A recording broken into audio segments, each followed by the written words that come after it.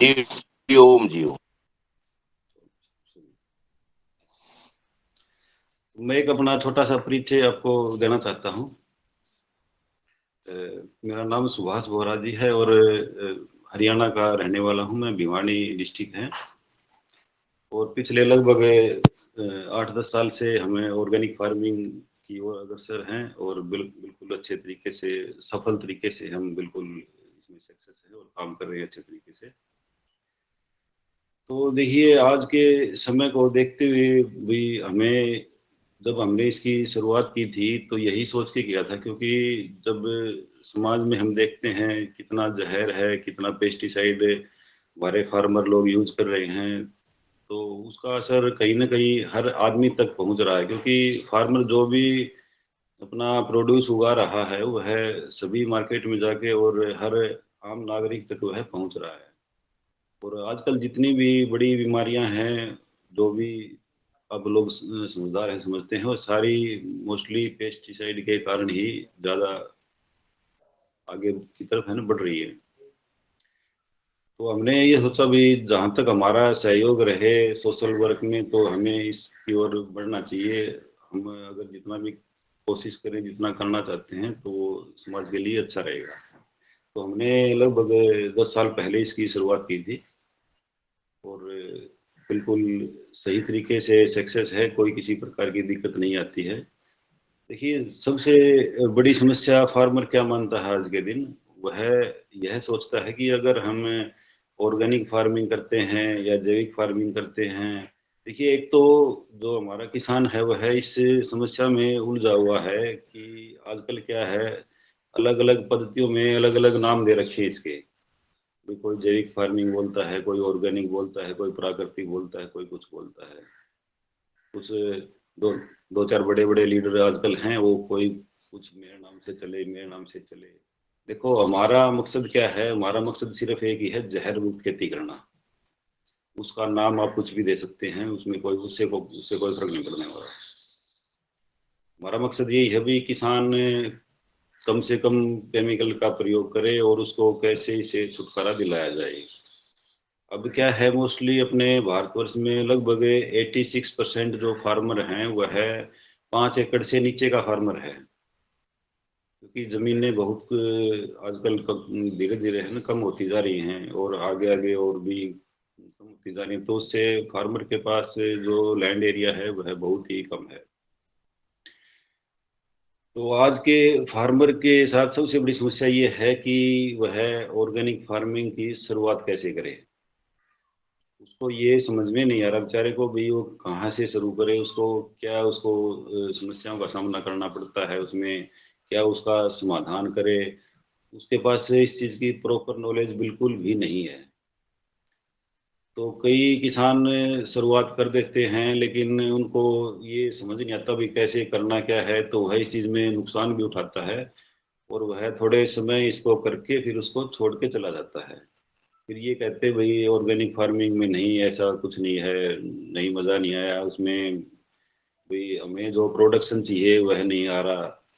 तो फार्मर की देखो समस्या क्या है जी, सबसे बड़ी देखो, 5 एकड़ से छोटे फार्मर जो होते हैं ना, मोस्टली तो वे इतना बेचारा संघर्ष करके इतना अनाज पैदा करता है, और अगर उसका प्रोडक्शन उसको पूरा नहीं मिलेगा, जो जिसको जितनी उसको रिक्वायरमेंट है, तो वह सरवाइव नहीं कर पाएगा उस चीज में। क्योंकि उसको प्रोडक्शन भी तो पूरा चाहिए फार्मर को।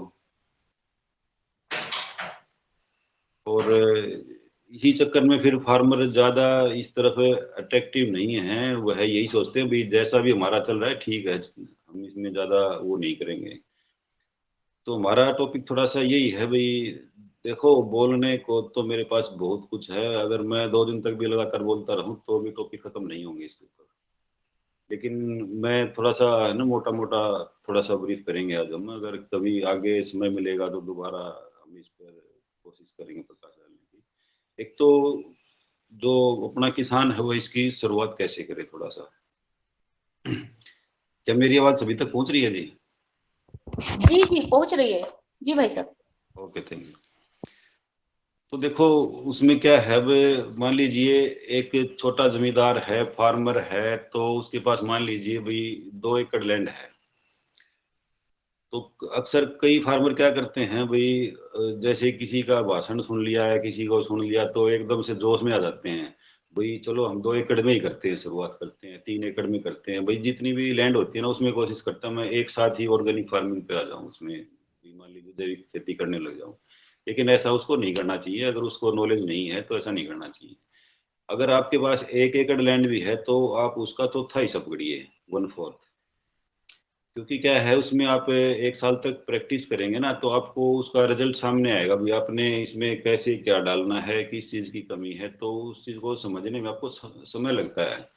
तो फर्स्ट ईयर में बड़ी काफी समस्याएं आती है नए फार्मर को, क्योंकि हमने जब 10 साल पहले शुरुआत की थी ना तो हमें गाइड करने वाला कोई भी नहीं था जी। हम पूरे कई क्षेत्र में घूमे हैं, हरियाणा में पूरे जगह हमने काफी कैंप वगैरह भी अटेंड करने की कोशिश की, लेकिन ऑर्गेनिक के नाम पे 10 साल पहले हमें कुछ नहीं मिला कहीं भी। तो हमने खुद अपने दम पे शुरुआत की। हमने शुरुआत में नुकसान भी बहुत उठाया, और लेकिन फिर हमने उसी से सीख ली भी। देखो हम थोड़े से बड़े फार्मर हैं, हमें 50-60 एकड़ जमीन हमारे पास है, तो हम उस चीज में सरवाइव कर सकते हैं। तो क्यों नहीं हम खुद ही प्रैक्टिस करें अपने फार्मों पे। हमने मतलब काफी 5 से 7 साल तक तो हमने रिसर्च की है काफी अलग अलग चीजों की। अपने फार्म पे ही अपना रिसर्च सेंटर बना रखा है मैंने। तो और आपने डॉक्टर अजय वोरा का भी नाम सुना होगा, किसी साथी ने, जो ऑर्गेनिक फार्मिंग करते हैं, बड़ा अच्छा खासा नाम है। मैं सोशल मीडिया पे वैसे कम ही आता हूँ, बहुत कम आता हूँ, और वही ज्यादा एक्टिव रहते हैं इस मामले में। तो हम साथ ही इकट्ठा ही काम कर रहे हैं। हमारे इस पे जो अपना डीडी किसान चैनल है, इस पे भी हमारे प्रोग्राम आते रहते हैं कई बार। और भी है ना न्यूज चैनल है, उन पे आते रहते हैं। तो उसमें क्या है, किसान की उलझन यही है भी उसमें शुरुआत कैसे करें। तो देखो देखो सिंपल सी बात है जी। अगर कोई भी पौधा है ना, उसको देखो न्यूट्रिशन की जरूरत होती है। ठीक है, अब न्यूट्रिशन की पूर्ति आप कैसे करें ये डिपेंड करता है आपके ऊपर।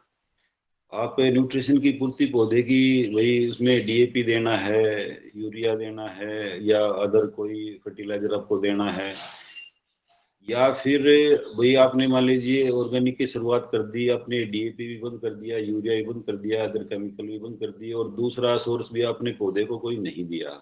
अगर दूसरा सोर्स आपने कोई खाद के रूप में पौधे को नहीं दिया तो पौधा आपका सर्वाइव कैसे करेगा उसमें। तो उसमें प्रोडक्शन घटना तो आपका है ही, उसमें फार्मर को समस्या आती है। तो अपना मेन मकसद है पौधे के भोजन की पूर्ति कैसे करें।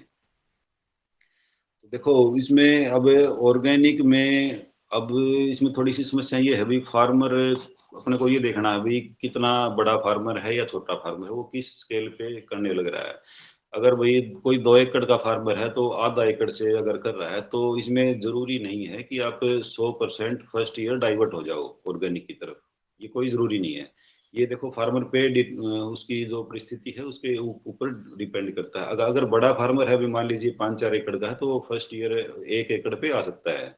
उसमें कोई इसको समस्या नहीं आएगा। अगर 5-10% उसका फर्क भी पड़ता है प्रोडक्शन का, तो वो है सहन कर सकता है उसके लिए। लेकिन हमारा जो छोटा फार्मर है उसको बेचारे को समस्याएं आती है काफी। तो उसको ऑर्गेनिक में आने से पहले इसका कंसेप्ट पूरा समझना पड़ेगा जी। क्योंकि अगर वो समझेगा नहीं तो फिर उसका प्रोडक्शन डिस्टर्ब होगा, तो फिर सारी समस्याएं बढ़ जाती है किसान को।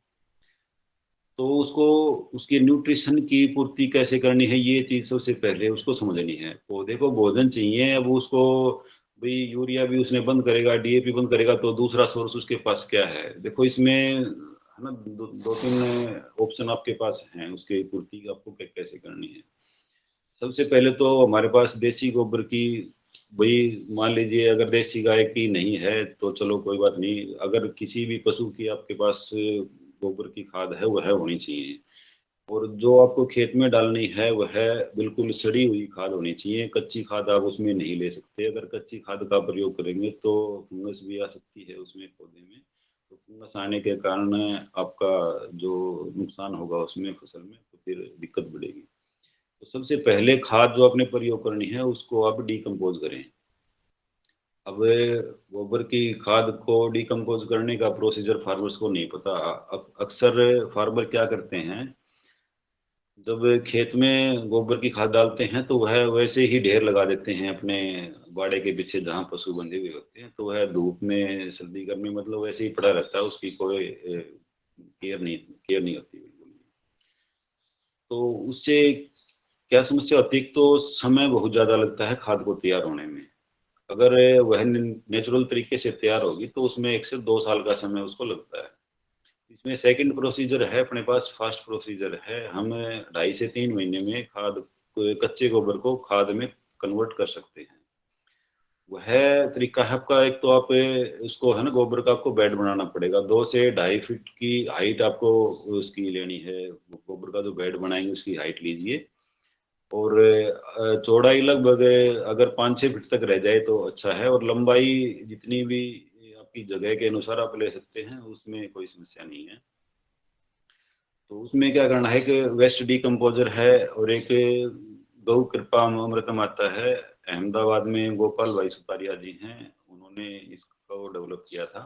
तो दोनों बड़े अच्छे बैक्टीरिया हैं इनमें, दोनों गो आधारित हैं, तो आप इन दोनों में से कोई भी आप उसका प्रयोग कर सकते हैं।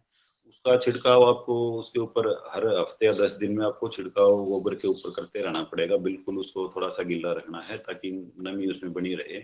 उसके जो बैक्टीरिया उसमें पैदा होंगे वह उसको डिकम्पोज कर देंगे, उसको अच्छी तरह खा के, और 2.5 से 3 महीने में आपको एक अच्छी खाद मिल जाएगी। और इसी गोबर में आप अपने खेत का जो भी वेस्ट है, किसी भी प्रकार का वेस्ट है, अपने किचन का वेस्ट है, घर का वेस्ट है, वह सारा इसके अंदर आप मिक्स कर सकते हैं। वह भी 3 महीने में डिकम्पोज हो गए, बड़ी अच्छी खाद आपको मिल जाएगी। आजकल किसान वर्मी कंपोस्ट पे भी थोड़ा सा फोकस कर रहे हैं, लेकिन उसमें थोड़ा सा प्रोसीजर उसका है ना, थोड़ा सा हार्ड होता है। आम फार्मर उसको फॉलो नहीं कर सकता, उसकी आपको प्रॉपर केयर करनी पड़ती है, तो उसमें थोड़ी सी समस्याओं का सामना करना पड़ता है। अगर इस तरीके से आप खाद तैयार करते हैं तो सबसे बेस्ट तरीका है, और अच्छी बिल्कुल आपको खाद तैयार इसमें हो सकती है। और ये पहला तरीका है आपका, 2.5 से 3 महीने में खाद तैयार आपकी हो जाएगी। और दूसरी सबसे बड़ी समस्या क्या है फार्मर की, उसको ये नहीं पता आपको खाद खेत में डालनी कब है। यह समस्या 90% फार्मर्स की है। तो ये आपने खाद आपके पास चलो तैयार भी है, आपने डालनी कब है। मोस्टली देखो फार्मर क्या करते हैं, हमारे हरियाणा राजस्थान पंजाब में तो देखो ये ट्रेंड है। तो ये आपकी मोस्टली मान लीजिए हमारा खेत अप्रैल में यहाँ खाली होता है फसल कटने के बाद, गेहूं और सरसों के बाद। तो अप्रैल में जब खेत खाली होता है, खेत बिल्कुल सूखा हुआ होता है, तो उस टाइम वो खेत में उसको खाद को डाल देते हैं। अब अप्रैल में यहाँ हमारे गर्मी बहुत तेज हो जाती है, तो गर्मी उसमें क्या होता है, खेत भी सूखा हुआ है आपका, और खेत में आपने खाद को डाल दिया, अपने महीने तक उसको संभाला नहीं, तो जो हमने मेहनत जो की थी खाद को तैयार करने में, वह हमारी 50% बेकार होगी। क्योंकि जो भी उसमें माइक्रो बैक्टीरिया डेवलप हुए थे, इतनी मेहनत से हमने उसको तैयार किया था, तो वह धूप की वजह से, गर्मी की वजह से खत्म हो जाते हैं। तो उस चीज का अपने को जितना रिजल्ट मिलना चाहिए उतना नहीं मिल पाता है। तो यह भी समस्या आती है, फार्मर को पता नहीं, वो सोचता है बेचारा इतने, देखो उसकी मेहनत जो लगनी थी, जो खर्चा लगना था वो सेम लगेगा, उसका सेम टाइम पीरियड लगेगा, सिर्फ छोटी सी गलती के कारण उसका मेहनत बेकार हो जाती है। तो उसको क्या करना चाहिए, उसको ये कोई मायने नहीं रखता आपको कब डालनी है। देखो आपको फसल की बिजाई जब भी करनी है, तो पहला शर्त ये है आपकी, खेत में नमी होना बहुत जरूरी है। जब भी आप कोई भी खाद आप ये डालते हैं, तो खेत में नमी होनी जरूरी है। नमी है, और खेत में आपने जब भी खेत की जुताई करनी है, तो उससे आप 1-2 दिन पहले डाल के, और 2 दिन के अंदर अंदर आप हो सके तो 1-2 दिन के अंदर अंदर उसको मिट्टी में मिक्स कीजिए, तभी आपको उसका पूरा रिजल्ट मिलेगा आपका उस चीज का। तो पहला प्रोसीजर तो आपका ये है। इसी में सबसे बड़ी गलती अपने फार्मर करते हैं। तो पहला स्टेप तो ये है आपका खाद की पूर्ति करने का। देखो अगर इसमें अगर आप 100% अगर आप यूरिया डीएपी केमिकल अगर आप छोड़ते हैं इसमें, तो आपको मिनिमम यानी कि 10 से 12 ट्रॉली जो आती है गोबर की ट्रैक्टर वाली, वह आपको प्रति एकड़ एक बार डालनी पड़ेगी फर्स्ट ईयर। बाद में धीरे धीरे आप इसका जो है ना वो कम कर सकते हैं, लेकिन फर्स्ट ईयर आपको डालना पड़ेगा ताकि आपका प्रोडक्शन डिस्टर्ब ना हो, वह आपको पूरा मिले।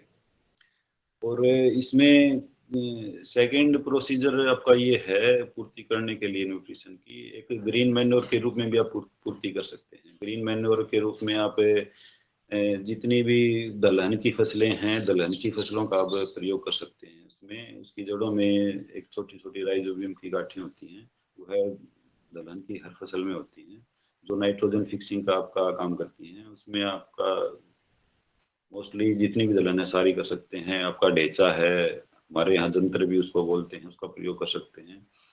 और इनमें एक सबसे असरदार और अच्छी चीज है इसमें कि देसी ककड़ी आती है। अब आपके उधर क्या बोलते हैं, देखो मैं समझ नहीं पाऊंगा उस चीज को, लेकिन हमारे हरियाणा राजस्थान में एक देसी ककड़ी होती है जिसका वेट 3-4 किलो के आसपास होता है, बेल होती है। और यह गर्मियों में बरसात के मौसम में होती है, तो खाने में बड़ी स्वादिष्ट होती है। तो इसका प्रयोग अगर आप करते हैं खेत में, अगर आपको 2-3 महीने का समय आपको मिल जाए, तो इसकी जो खाद लगती है ना, वो बड़ी अमेजिंग रिजल्ट उसके आते हैं। सबसे बेटर यूं मान के चलिए, आपने 5 ट्रॉली गोबर की डाल दी और आपने उसकी ककड़ी की बिजाई कर दी, आपको सेम रिजल्ट मिलेगा। और फिर सबसे बड़ी बात इसमें क्या है, न तो आपको इसमें मेहनत लगती है, न इसमें ज्यादा आपको खर्चा लगता है। 1 एकड़ में आपका 2 से 3 किलो बीज इसमें लगता है, वह इसमें अच्छा रहता है बिल्कुल।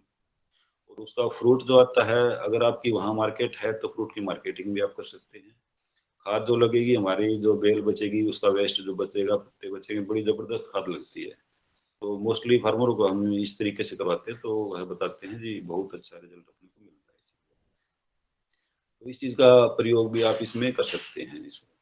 और अगला है आपका, जैसे कि फिर आप जीवामृत है आपका, जीवामृत तैयार कर सकते हैं। जीवामृत को आप बिजाई से पहले खेत में अप्लाई कर सकते हैं। मिनिमम 200 लीटर होना चाहिए, 200 से 500 लीटर तक आप हर फसल में हर पानी के साथ आप प्रयोग कर सकते हैं, चाहे फसल आपकी किसी भी अवस्था में हो, कोई दिक्कत नहीं है।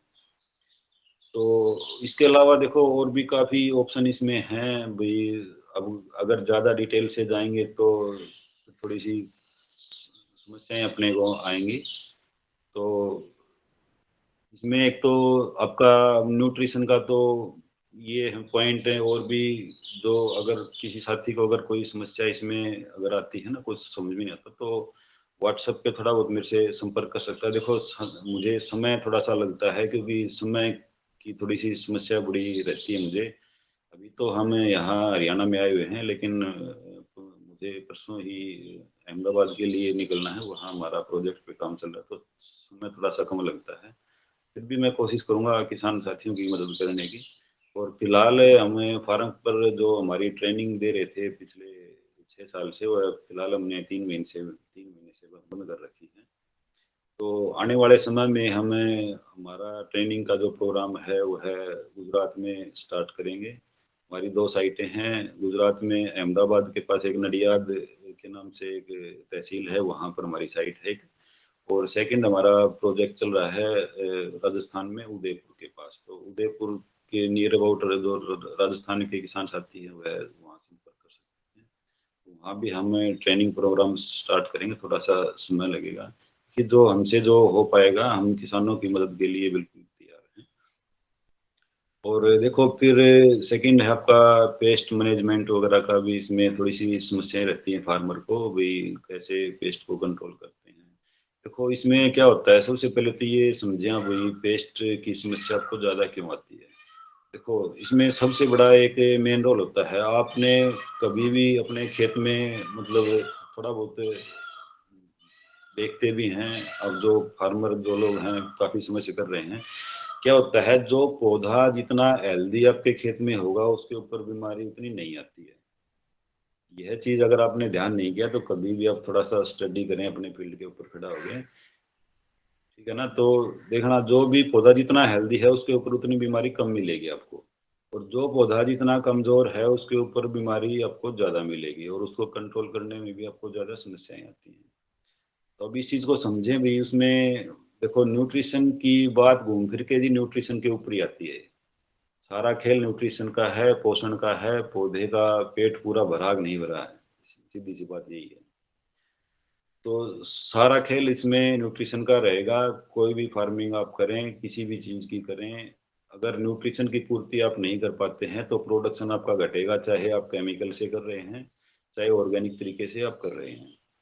तो इसमें देखो न्यूट्रिशन का थोड़ा सा विशेष ध्यान आपको रखना है। वही चाहे आप थोड़े एरिया से स्टार्ट करें, लेकिन उसको न्यूट्रिशन फसल को भरपूर दीजिए आप। अगर भरपूर न्यूट्रिशन मिलेगा तो न्यूट्रिशन की कमी उसमें नहीं होगी, और उसमें अगर न्यूट्रिशन की कमी नहीं होगी तो पूरा प्रोडक्शन आपका उसमें आएगा। अब मोस्टली फार्मर ये कहते हैं जी ऑर्गेनिक में अपना प्रोडक्शन बहुत कम आता है। देखो ऐसा बिल्कुल भी नहीं है, वो हमारी समझ की वजह से कम आता है। जो चीजें मैंने आपको अभी बताई है ना भाई, न्यूट्रिशन की वजह से आपका प्रोडक्शन डाउन आता है। तो अगर आप पूर्ति करेंगे, अब हम देखें, आप एक सिजेंटा कंपनी का नाम आपने सुना होगा, जो भी फार्मर हैं, क्योंकि वर्ल्ड की सबसे बड़ी कंपनी है सिजेंटा कंपनी। अभी सिजेंटा कंपनी ने टाटा के साथ मिलकर एक फाउंडेशन बनाया है, ऑर्गेनिक पे वो काम कर रहे हैं। तो हमारा 2 साल से सिजेंटा कंपनी से टाई अप चल रहा है, और एग्रीमेंट होने की अभी अग्रसर है, वो बिल्कुल फाइनल स्टेज पे है।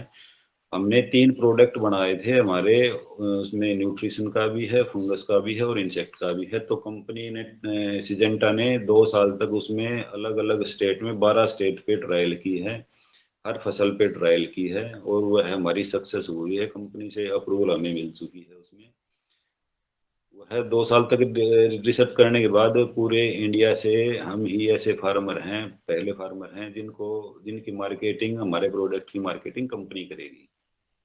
आज तक किसी भी फार्मर का इतनी बड़ी कंपनी ने नहीं लिया है। तो यह अपने आप में भी एक बड़ी बात है भाई, हम जो इतना संघर्ष करके जो काम कर रहे हैं उसका रिजल्ट हमें मिला है।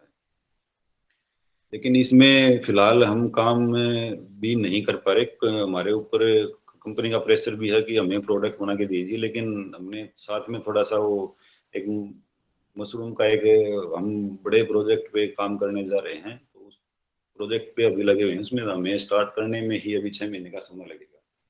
एसी के प्लांट लगा रहे हैं हम, बड़े बड़े प्लांट हैं। और जो देखो, अब मशरूम का जिक्र आएगा, तो मशरूम जो है ना, एक छोटे फार्मर के लिए बहुत अच्छा विकल्प है ये। अभी मान लीजिए जो 1 एकड़ का फार्म है, उसमें अगर आप एक 60 बाई 30 का एक छोटा सा शेड बना के, उसमें पक्के शेड की जरूरत आपको नहीं है, एक कच्ची झोपड़ी नुमा आप बना सकते हैं उसमें। और जो सीजन की जो मशरूम होती है आपकी, अक्टूबर से स्टार्ट करके आप इसका मार्च तक इसका प्रोडक्शन आता है। उसमें आप एक छोटी सी इस शेड में आप 1 डेढ़ से 2 लाख रुपए तक आप इसकी इनकम ले सकते हैं, अगर आपको इसकी सही तरीके से करना आना चाहिए। देखो, इसकी सबसे पहले ट्रेनिंग लेना थोड़ा सा जरूरी है। बगैर ट्रेनिंग के इसको शुरुआत नहीं करें, क्योंकि इसमें काफी माइनर चीजें होती हैं, तो जिसको समझना और करना बहुत जरूरी होता है। कई फार्मर वैसे इसको स्टार्ट कर लेते हैं बगैर ट्रेनिंग लिए, तो उसमें फिर आपको नुकसान भी उठाना पड़ सकता है, क्योंकि यह बड़ी ही सेंसिटिव फसल है। इसका टेम्परेचर मेंटेन करना, क्या तरीके हैं, इसकी कंपोस्ट कैसे तैयार की जाती है, मेन इसमें कंपोस्ट का भी होता है। मेन कंपोस्ट में आपने अगर अच्छे से बनाना आपने समझ लिया, तो आपको इस चीज़ के बारे में कोई समस्या नहीं आएगी। एक हिमाचल में है, सोलन में गवर्नमेंट की तरफ से संस्थान है, वहाँ ट्रेनिंग दी जाती है इसकी। वहाँ तो चार्जेबल है, वो उसका है ना, 15,000 रुपये चार्ज लेते हैं, 15 दिन की ट्रेनिंग देते हैं। लेकिन उसमें वो A to Z आपको कंप्लीट करके भेजते हैं, उसमें बहुत बड़ा फायदा मिलता है आपको। फिर यहाँ हमारे हरियाणा में भी ट्रेनिंग देते हैं। ट्रेनिंग हरियाणा में ट्रेनिंग फ्री देते हैं, आपका रहने सहने का कोई खर्चा उसमें नहीं है, तो आप ऑनलाइन उसको सर्च कर सकते हैं। और अगर कोई साथी इसको स्टार्ट अगर कोई करना चाहता है, तो व्हाट्सएप पे संपर्क कर सकता है। उसकी जो भी हमारी तरफ से हेल्प होगी ना, उसको हेल्प जरूर करेंगे। तो आपका इसमें एक बेर का जिक्र किया था मैडम जी ने। देखो, हमें मोस्टली क्या है, हमारे यहाँ सिचुएशन थोड़ी आपसे काफी है ना डिफरेंट है हमारी। तो हमारा राजस्थान के साथ टच होता हुआ इलाका है, तो रेतीली जमीन है हमारे पास बिल्कुल। इसको जो जैसे कि है ना रेगिस्तान में होती है, तो वैसी जमीन है हमारे पास। तो उसमें और फिर पानी जो है वो बहुत खारा है हमारे पास। 7 से 8 हजार TDS का पानी है हमारे पास, जिसमें हम फसल अपनी ले रहे हैं। तो उसमें क्या है, जो हमने बगीचा लगा रखा है, वो बगीचे को अभी हो गए 7 साल पूरे। तो थाई एप्पल बेर का हमारा बगीचा है, और बहुत अच्छा प्रोडक्शन उसमें हम ले रहे हैं। और बड़ी अच्छी मार्केट है, कोई समस्या उसमें नहीं आती। हम पानी उसमें ड्रिप सिस्टम के माध्यम से चलता है हमारा। अब काफ़ी फार्मर्स ये बोलते हैं जी खारे पानी में ड्रिप नहीं चलता है। खारे पानी में ड्रिप नहीं चलता है, ये सच्चाई भी है, लेकिन एक तो जब हम ऑर्गेनिक तरीके से करते हैं, और दूसरा हमें जो अपना वेस्ट डिकम्पोजर है और जो गोकृपामृत है उसका हम निरंतर प्रयोग करते हैं। जब भी पानी चलता है हमारा वेंचुरी के द्वारा, तो उसमें हर पानी के साथ हमारा वेस्ट डिकम्पोजर और गोकृपामृत हम रेगुलर रूटीन में चलता रहता है पानी के साथ। उससे जो ड्रिप जो है वह अपनी चौक नहीं होती है। आप भी इसका प्रयोग करके देख सकते हैं। फिर इसमें सबसे बड़ी बात देखो, पानी की सबसे बड़ी समस्या वो होती जा रही धीरे धीरे, तो हमारा फर्ज है पानी को भी बचाना। आपका ड्रिप सिस्टम में आपका 80% तक पानी आपका बच जाता है, तो पानी का बचाव करना भी हमारा फर्ज है और उद्देश्य भी है। तो इसमें देखो हमारा पानी भी बचता है और समय भी बचता है। फिर जो न्यूट्रिशन जो आप देते हैं वह प्रॉपर पौधे को मिलता है, आपका वेस्ट नहीं जाता है। तो इसमें फिर किसी भी समस्या का सामना आपको नहीं करना पड़ता। और जो अगर कोई फार्मर अगर करता है तो उसकी हम पूरी गाइड आपको दे सकते हैं, कैसे क्या करना है, कैसे। इसमें कटिंग का भी मेन सिस्टम होता है, कब आपको बेर की कटिंग करनी होती है। तो बेर की कटिंग का थोड़ा सा बताऊं आपको। बेर की कटिंग जो है, इसकी कई फार्मर जो है ना, अभी मार्च में बेर खत्म होते ही कटिंग कर देते हैं। हमारे यहाँ अभी जस्ट होली के आसपास बेर हमारा खत्म हुआ है। तो जो फार्मर जल्दी कटिंग कर देते हैं ना बेर की, उसमें थोड़ी सी आगे दिक्कत आती है। इसमें क्या होता है, थाई एप्पल बेर में, बेर चाहे कोई भी हो मोस्टली वैरायटी, उसमें क्या होता है, बेर की कच्ची ब्रांच जितनी रहेगी ना फ्लावरिंग के समय, उतनी फ्लावरिंग ज्यादा सेट होती है और फ्रूट ज्यादा सेट होता है। तो अगर आपने इस समय अगर उसकी कटिंग कर दी, प्रूनिंग कर दी, तो क्या है, अभी फ्लावरिंग आने से पहले वह जो पेड़ है वह मैच्योर हो जाएगा। मैच्योर होने के बाद वो डाली पक जाती है, उसके ऊपर फ्लावरिंग सेट उतनी नहीं हो पाती है। तो उसकी कटिंग जो है ना, आप हम मई से पहले स्टार्ट नहीं करते उसका। 15 मई से, और पूरा मई है आपका, और जून तक भी आप कटिंग कर सकते हैं। 15 से 20 जून तक आप कटिंग कर सकते हैं। यह 1 महीने का समय सबसे उचित समय होता है इसका। और फिर 1 महीने के अंदर अंदर उससे फुटाव आना स्टार्ट हो जाता है, और अगस्त के लास्ट में इसमें फ्लावरिंग आनी स्टार्ट हो जाती है।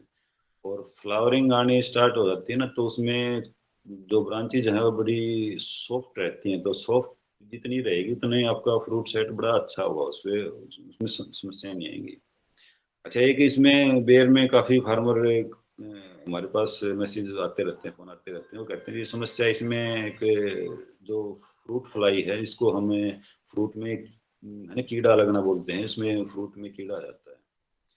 तो है बेर नहीं, चाहे कोई भी क्रॉप आपकी, कोई भी आपकी वेजिटेबल्स है, कोई भी फ्रूट्स है, उनमें सभी में मोस्टली में समस्या ये फ्रूट फ्लाई की आती है। कीड़े की है ना सबसे बड़ी समस्या है आज के दिन।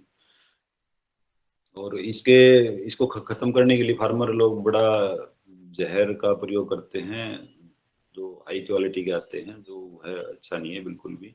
इसमें सबसे सरल और सबसे सस्ता उपाय होता है, इसमें एक ट्रैप आता है फ्रूट फ्लाई के लिए। फ्रूट फ्लाई ट्रैप बोलते हैं। उसमें एक डब्बे के आकार का आता है, पीले रंग का। उसमें बिस्कुट लगता है कि उसमें फ्रेगनेंस होती है, मेल फीमेल का इनका एक है ना कॉम्बिनेशन होता है आपस में। तो उसमें जैसे ही उसको फ्रेगनेंस होती है, मक्खी होती है, छोटी सी मक्खी होती है ब्राउन कलर की। अगर किसी भाई के पास अगर बगीचा है तो है उस चीज को देखे, थोड़ा सा समझे कि बिल्कुल ब्राउन कलर की मक्खी होती है।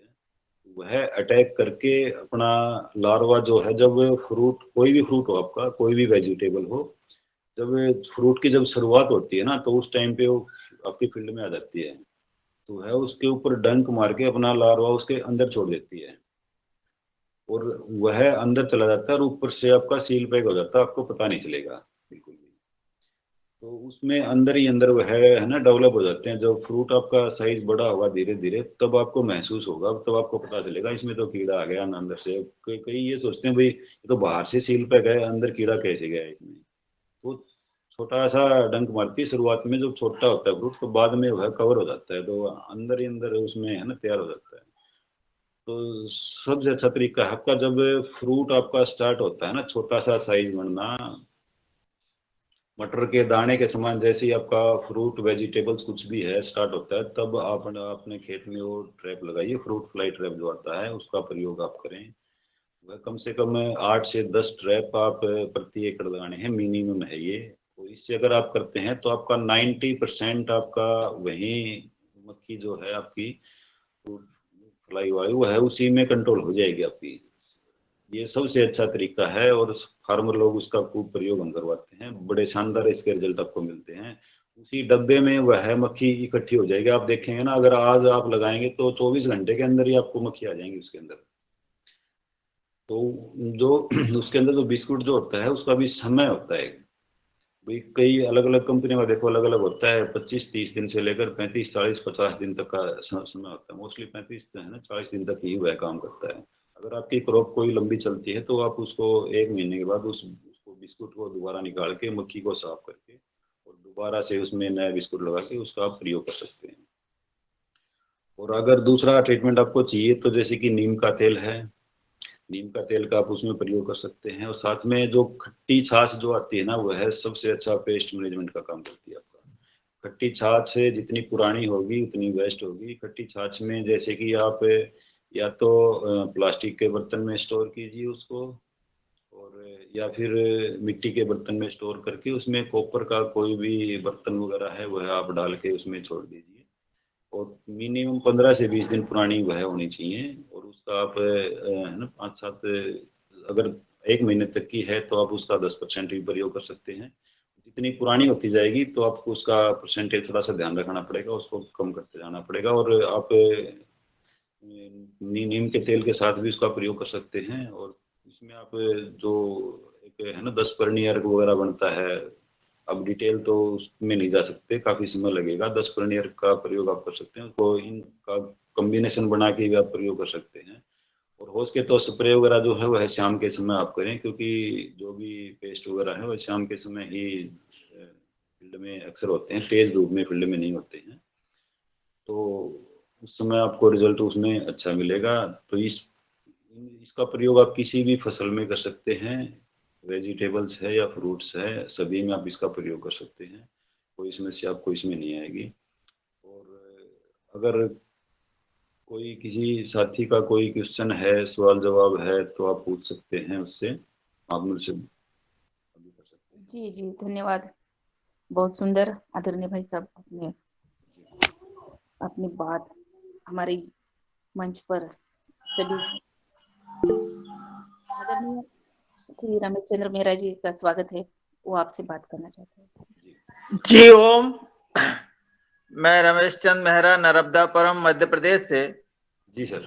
सर, मशरूम की जो आपने बात की, जी तो जी जो मशरूम आप बटर वाला लगाते हैं कि आस्टर?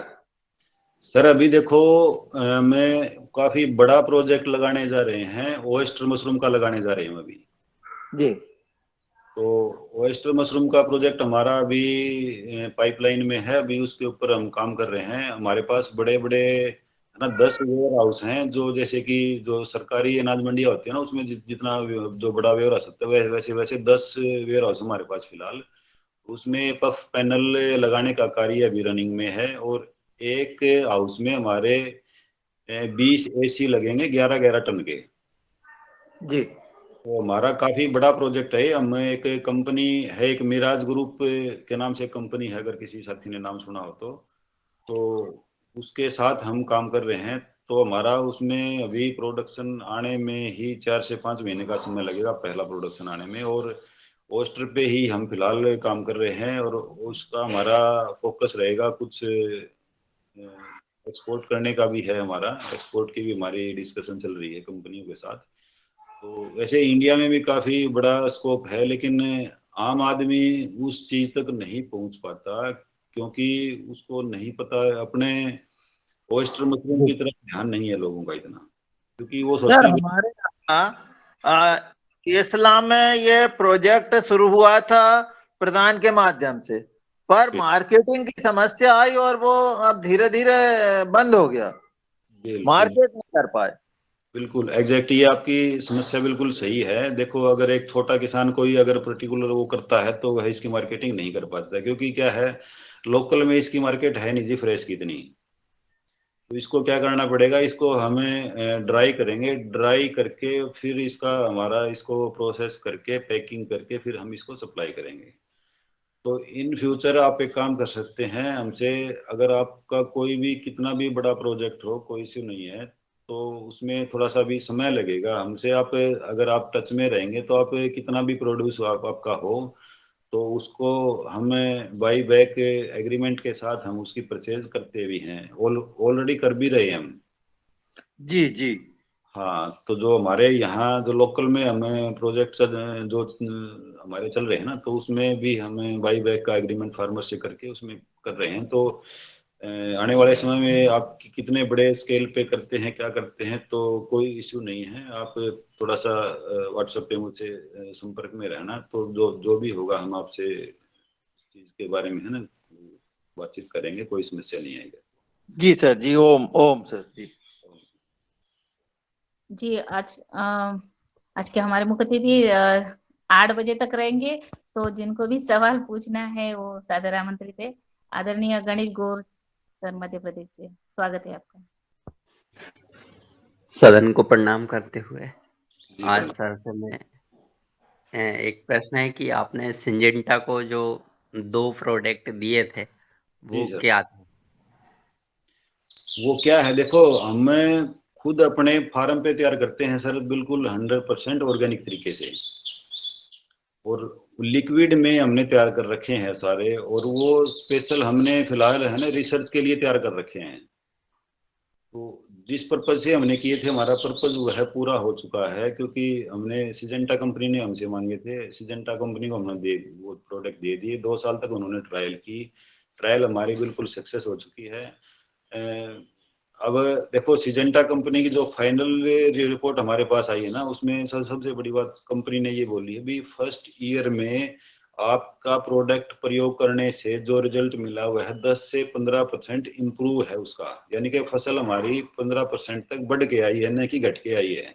मोस्टली फार्मर यही सोचते हैं भाई आपकी प्रोडक्शन घटेगी, इसमें घटेगी नहीं सर, लेकिन फसल का प्रोडक्शन आपका बिल्कुल इसमें घट सकता है। लेकिन जो मैंने जो तरीका आपको बताया था न्यूट्रिशन मैनेजमेंट, सिर्फ ये चीज आप माइंड में रखें, अगर यह है इस चीज की आप फसल में कमी नहीं होने देंगे तो बिल्कुल गारंटीड है 1% भी आपको समस्या उस चीज की नहीं आएगी।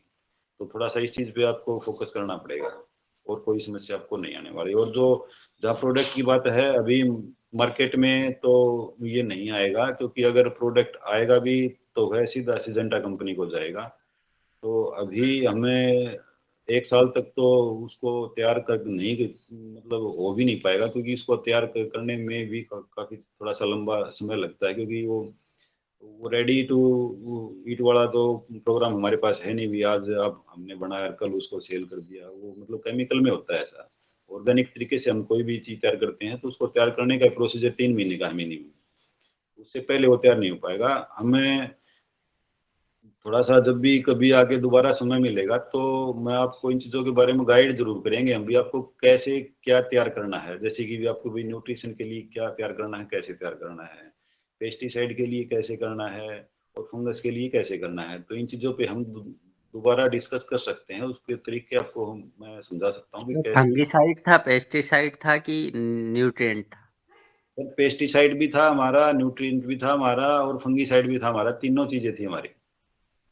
और जो न्यूट्रिशन जो हमारा है ना, न्यूट्रिशन में ही इतनी पावर है सर, उसमें किसी चीज की दोबारा जरूरत ही नहीं पड़ती आपको अदर चीजें यूज करने की, पेस्टिसाइड की भी जरूरत नहीं पड़ती, क्योंकि अगर न्यूट्रिशन अगर आपका पावरफुल है ना तो फिर समस्या आपको आएगी नहीं पेस्टिसाइड वाली। तो पेस्टिसाइड को तो ये तो एक सेकंड पार्ट है, इसको तो आप भूल के चलो, इसको माइंड में सेट मत रखो पेस्टिसाइड को, और जो फंगीसाइड है इसको, इसको तो दिमाग से निकाल के साइड में रखो। आप सिर्फ एक चीज फोकस में होनी चाहिए आपको, कोई पौधे को न्यूट्रिशन कैसे देना है, न्यूट्रिशन है, न्यूट्रिशन का फोकस रहेगा आपका 90% सर।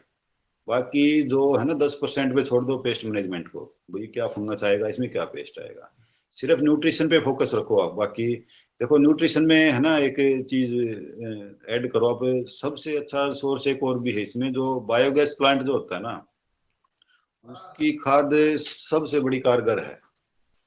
तो इसमें आप देखो, जो भी थोड़े बहुत पशु रखता है, 2-3 पशु रखने वाला भी जो भी फार्मर है ना, वो इसका जो बायोगैस का प्लांट लग सकता है तो उसको लगा सकता है, छोटा प्लांट लग जाएगा। गवर्नमेंट की तरफ से भी इसमें 50% सब्सिडी होती है, मोस्टली लगभग हर स्टेट में होती है, हर स्टेट की पॉलिसी अलग होती है, तो आप अपने स्टेट में ना पता करें इस पॉलिसी का। तो सबसे अच्छा तरीका है न्यूट्रिशन का, आप उसको अपने जहाँ पशु आप उसका वहाँ उसको आप बनाइए इसमें। और अगर सही तरीके से मैनेज आपको करना है तो उसी से आप है ना गैस भी ले सकते हैं, उससे मीथेन गैस जो निकलती है वो है, जो आप सिलेंडर में जो गैस प्रयोग करते हैं उस गैस का काम आपका करेगी। उसमें घरेलू रूप में आप उसका प्रयोग कर सकते हैं। जो पशुओं के लिए आप जो बनाते हैं, बॉयल करके जो भी चीजें तैयार करते हैं, उसमें आप उसका प्रयोग कर सकते हैं, तो उसमें समस्या आपको नहीं आएगी। उसका एग्जांपल हमारे फार्म के पास ही हमारे एक बहुत बड़ी गौशाला है, तो उस गौशाला में हमारे पास 3 बड़े बड़े प्लांट लगे हुए हैं। उसकी जो स्लैरी जो निकलती है ना, तो मोस्टली मैं ही लेके आता हूँ, गांव के अदर बंदे नहीं लेते। वो क्या करते हैं, भाई ये तो सड़ा हुआ है, इसमें अभी कुछ नहीं बचा है, इसमें निकल के ये है ना बेकार है। लेकिन वो चीज जो तैयार होती है ना आपकी, वो सबसे बेस्ट होती है। जबकि उसमें इतना न्यूट्रिशन होता है, बहुत अच्छी चीज तैयार होती है। उसका अगर आप खेत में प्रयोग करते हैं ना, तो जो रिजल्ट जो उसका आएगा ना, तो आप सोच भी नहीं सकते। खेत में आप अपना एक छोटा सा सिस्टम लगाइए और उसका जो स्लरी जो उसकी निकलेगी उसको आप पानी के साथ बहाइए, उसको थोड़ा थोड़ा पानी के साथ चलाइए, तो उसका जो भी रिजल्ट आएगा आप डीएपी यूरिया को बिल्कुल भूल जाओगे, उसका कोई इश्यू नहीं है 1% भी।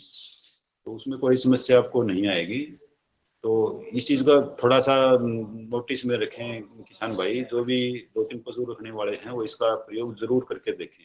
अगर कोई बना नहीं सकता तो स्लैरी अगर कहीं नियर अबाउट देखें, अपना कोई भी प्लांट हो तो वहां से स्लैरी एक बार लेके और उसका प्रयोग जरूर करके देखें, बहुत शानदार रिजल्ट इसके आते हैं। पर एकड़ कितनी सर? देखो सर, पर एकड़ का तो ऐसा है, अभी आपके पास खुद की उपलब्ध है या बाहर से लेके आनी है, तो उसमें देखो इसमें कोई मिनिमम वो नहीं है भाई कि मिनिमम इतना डालना है। आप जितना ये क्या होता है मोस्टली जो भी ये लिक्विड में आती है ना, तो ये या तो टैंकर में डल के आती है। मोस्टली जो टैंकर होते हैं, पीछे समझते हो जो है ना पानी वगैरह ढोने का काम करते हैं, तो उस तरह के टैंकर हैं हमारे पास। तो वही गौशाला से हम भर के, यानी कि उसमें एक किस्म का लिक्विड हो जाता है। अगर वो थोड़ा सा ठोस भी है ना, तो उसमें थोड़ा सा पानी मिक्स करवा के, तो उसको थोड़ा सा लिक्विड बना के आप टैंकर जो होता है ना, जैसे कि एक तो टैंकर और भी आते हैं जो टॉयलेट वगैरह साफ करते हैं, वो उसको सब कर लेते हैं नीचे से, सब करके उठा के उसको टैंकर में भर लेते हैं। तो वह एक खेत में आप 5 से 7 टैंकर आपको चाहिए, मिनिमम चाहिए। और ऊपर आप जितना भी, यानी कि 10-12-15 टैंकर तक आप इसमें एक ईयर में आप डाल सकते हैं। तो इसके बहुत अच्छे आपको रिजल्ट मिलेंगे। एक बार किसान साथी प्रयोग करके जरूर देखें इस चीज का। इसके अलावा सर हम कुछ स्टार्ट कर सकते हैं, कुछ बनाने की विधि या कुछ ऐसा हमको आपका सजेशन मिले?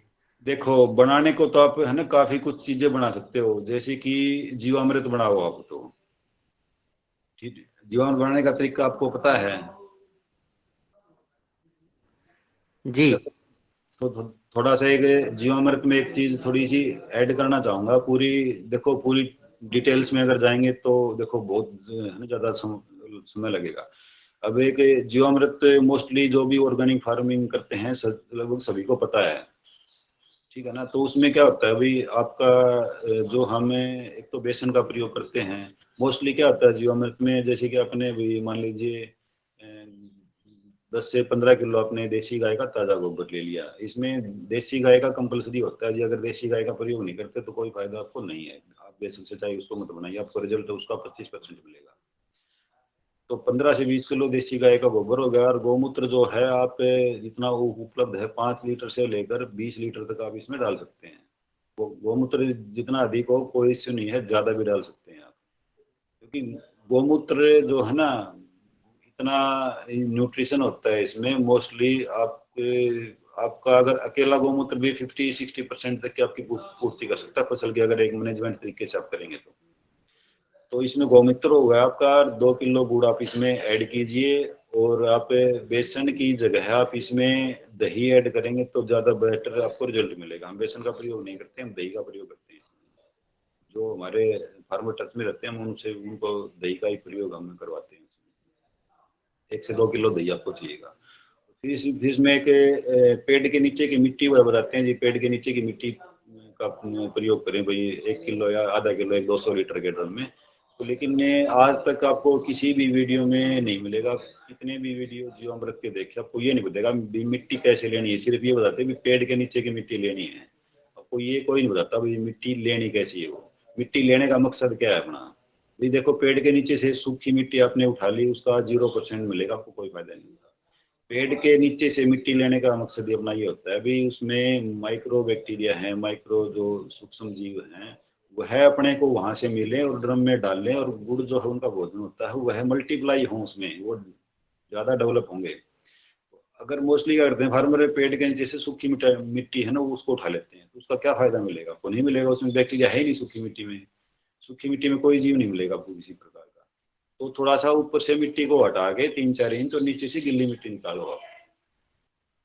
बड़े पीपल के नीचे की अगर मिट्टी मिल जाए तो दी बेस्ट है। और अगर ये पेड़ उपलब्ध नहीं है तो कोई भी पेड़ हो सकता है आपका, लेकिन उस खेत मतलब खेत में केमिकल प्रयोग नहीं किया हुआ हो भाई कोई, या तो आप किसी जंगल में जाइए, कोई ऐसी जगह हो रोड, मान लीजिए रोड के साइड में हो जहाँ मतलब इसका इस्तेमाल न किया हो फर्टिलाइजर का, वहां से मिट्टी निकाल के अब उसका प्रयोग आप ड्रम में कीजिए। और इसका वैसे तो 48 घंटे का प्रोसीजर होता है, लेकिन अगर 2-3 दिन तक आप इसको सुबह शाम मिलाइए और यह आपका तैयार हो जाएगा। आप इसका 25 से 30% तो फोलियर स्प्रे में इसका प्रयोग कर सकते हैं, और इसको पानी के साथ बहा सकते हैं। हर फसल में 200 लीटर मिनिमम चाहिएगा, आप इसका इसमें प्रयोग कर सकते हैं। और इसमें अगर आप 100% पानी लेने के बजाय 50% तक आप डीकम्पोजर या गोकृपामृतम का प्रयोग आप करते हैं तो भी आपको रिजल्ट उसका बढ़ेगा आपका, क्योंकि साथ में दूसरे बैक्टीरिया साथ हो गए तो वह हेल्प करेंगे, उसको जल्दी तैयार होने में हेल्प करेंगे और उसकी जो न्यूट्रिशन वैल्यू है उसको बढ़ा भी देते हैं। और तीसरा आपका एक जो वेस्ट डिकम्पोजर या गोकृपामृतम जो है ना उसका प्रयोग भी आप डायरेक्ट भी आप खेत में अपने कीजिए। उसमें क्या करेगा, तो सबसे पहले तो जो आपका जितना भी वेस्ट है किसी फसल का खेत में है उसको वह डिकम्पोज करने में बड़ी हेल्प करेगा और बड़ी जल्दी उसको डिकम्पोज कर देगा। और दूसरा आपका जो भी जो फंगस वगैरह जो है आपकी मिट्टी में तो है उसको जल्दी ही डिकम्पोज के फंगस को भी आप है ना बिल्कुल खत्म कर देगा अगर एक रेगुलर रूटीन में यूज करते हैं तो। और कई जगह है ना ऐसी मिट्टी होती है जिसमें खारापन जो होता है ना, साल्ट जिसमें आ जाता है, उसमें कोई फसल नहीं होती, घास भी नहीं उगता है। अगर उस खेत में आप डीकम्पोजर का 2000 लीटर प्रयोग पर मंथ आप करें, उसमें अगर फसल नहीं होती तो भी वैसे डालिए आप, 1 साल तक अगर डालेंगे तो नेक्स्ट ईयर उसमें घास उगने लग जाएगी अपने आप ही। 2 साल में आप दूसरे साल उसमें क्रॉप ले सकते हैं, उसमें आपको क्रॉप मिलेगी। पहले 2 साल तक थोड़ा बहुत है ना प्रोडक्शन कम आएगा, लेकिन 3 से 4 साल में आपका प्रोडक्शन सेम जो दूसरे खेत हैं उसके बराबर उसमें आ जाएगा। उसमें आप ग्रीन मैन्योर का भी प्रयोग करें साथ में, और दूसरे खाद हैं वह भी डालें, लेकिन डीकम्पोजर सबसे कंपलसरी है उसको खारेपन को खत्म करने के लिए। यह साल्ट जो होता है ना उसको ब्रेक कर देता है, उसको खत्म कर देता है धीरे धीरे, तो उससे आपका प्रोडक्शन बढ़ेगा, खेत खाली आपका नहीं रहेगा। और न्यूट्रिशन के लिए देखो आपका ये हो गया, मैं उसमें और 1-2 चीजें आप जो भी ऐड कर सकते हैं, जैसे कि जो अगर आप फ्रेश जो छाछ है ना आपकी लस्सी मट्ठा जो भी अलग अलग लैंग्वेज में है, अगर इसका फ्रेश का आप इसमें प्रयोग कीजिए, फ्रेश में भी आपको न्यूट्रिशन मिलते हैं।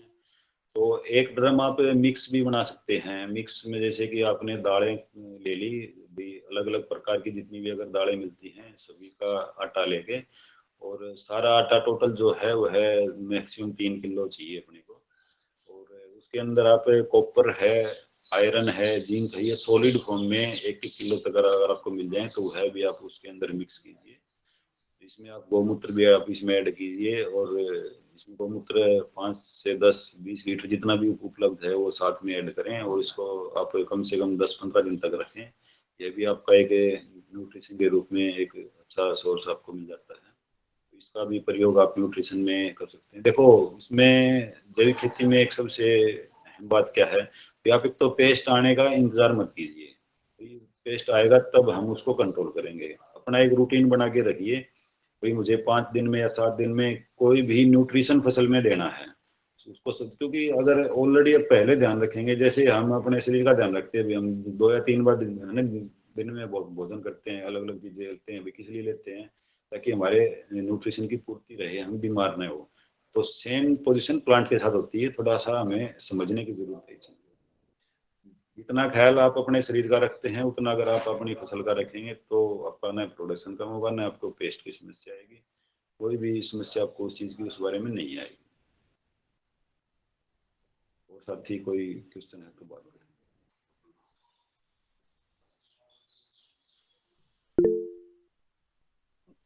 जी आदरणीय बनाएगी।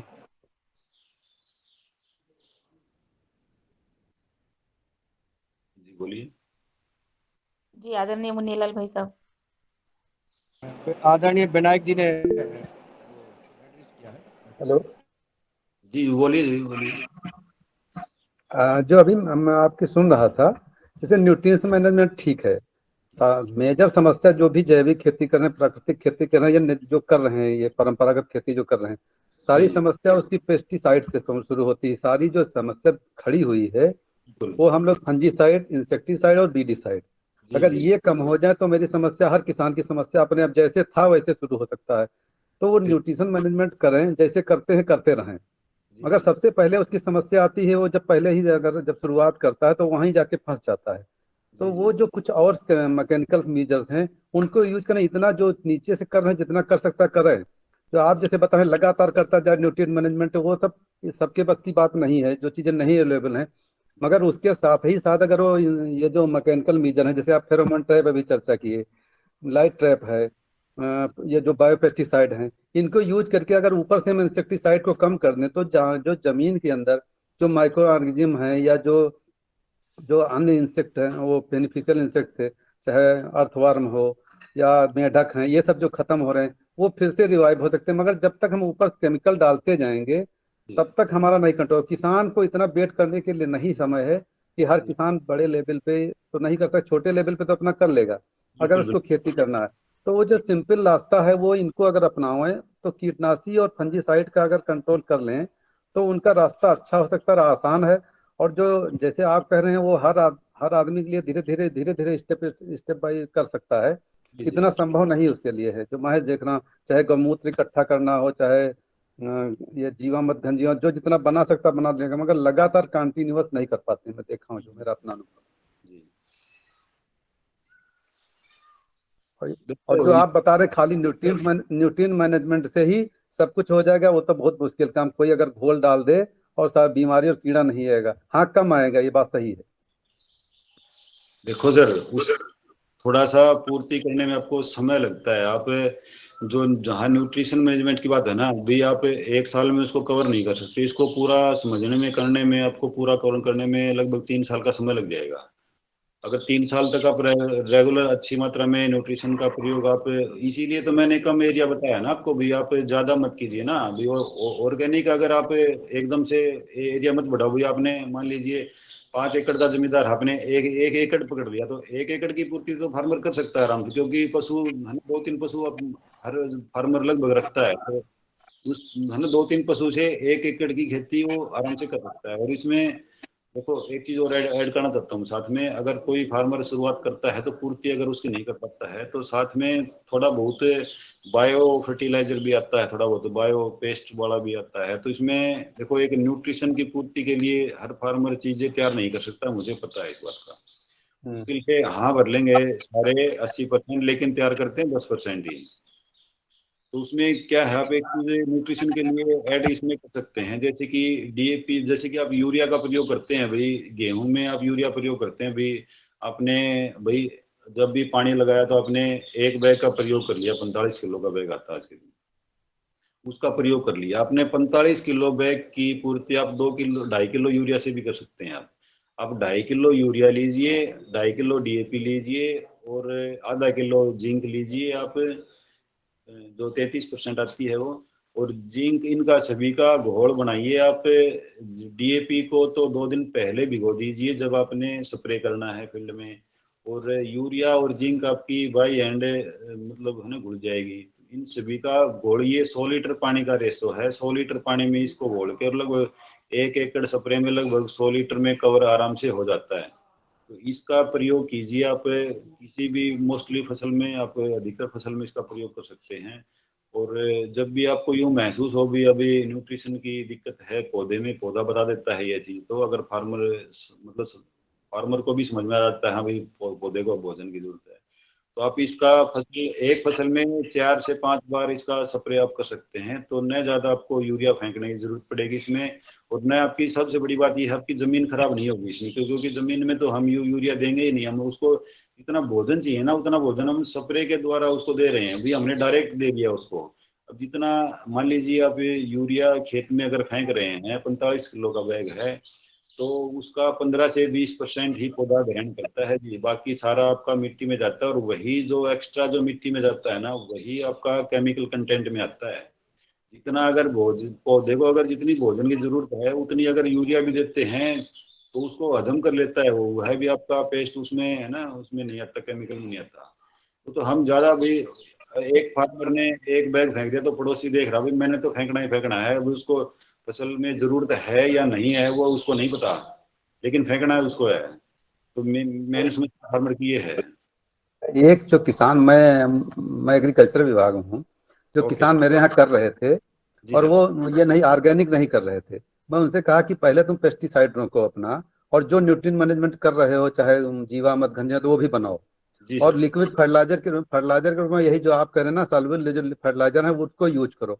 वो जी आते हैं, वो 1-1 किलो के पैकेट भी आते हैं, सब इसको सब के आते हैं। मैं कहा इनको यूज करो, और मैं बताऊं आपको उनका जी 25% प्रोडक्शन बढ़ गया। जैसे अभी फ्रूट फ्लाई कह रहे थे, वो सारे फेरोमोन ट्रैप लगा दिए, स्ट्रिप लगा दिए, नीम ऑयल यूज किए, और बिल्कुल बिवेरिया बैसियाना स्प्रे करा, मैं बायो पेस्टिसाइड यूज कराया। और मैं बताऊं 1 साल में आप चाहे जितने बड़ी एरिया में करो, आप पूरी एरिया कवर कर सकते हो, कुछ नहीं जरूरत है। आप इंसेक्टिसाइड कंट्रोल कर सकते हो, और इंसेक्टिसाइड कंट्रोल करोगे और फर्टिलाइजर धीरे धीरे मैनेज करते रहो। बिल्कुल बिल्कुल सारी समस्या हमारी फर्टिलाइजर से नहीं है, हमारी समस्या इंसेक्टिसाइड से है, जहां हम फंसे हैं, जहां हम सीधे कांटेक्ट मार हैं, जिसको मैं खा रहा हूँ सब लोग खा रहे हैं, और उसके जो दुष्प्रभाव हम लोग फेस कर रहे हैं।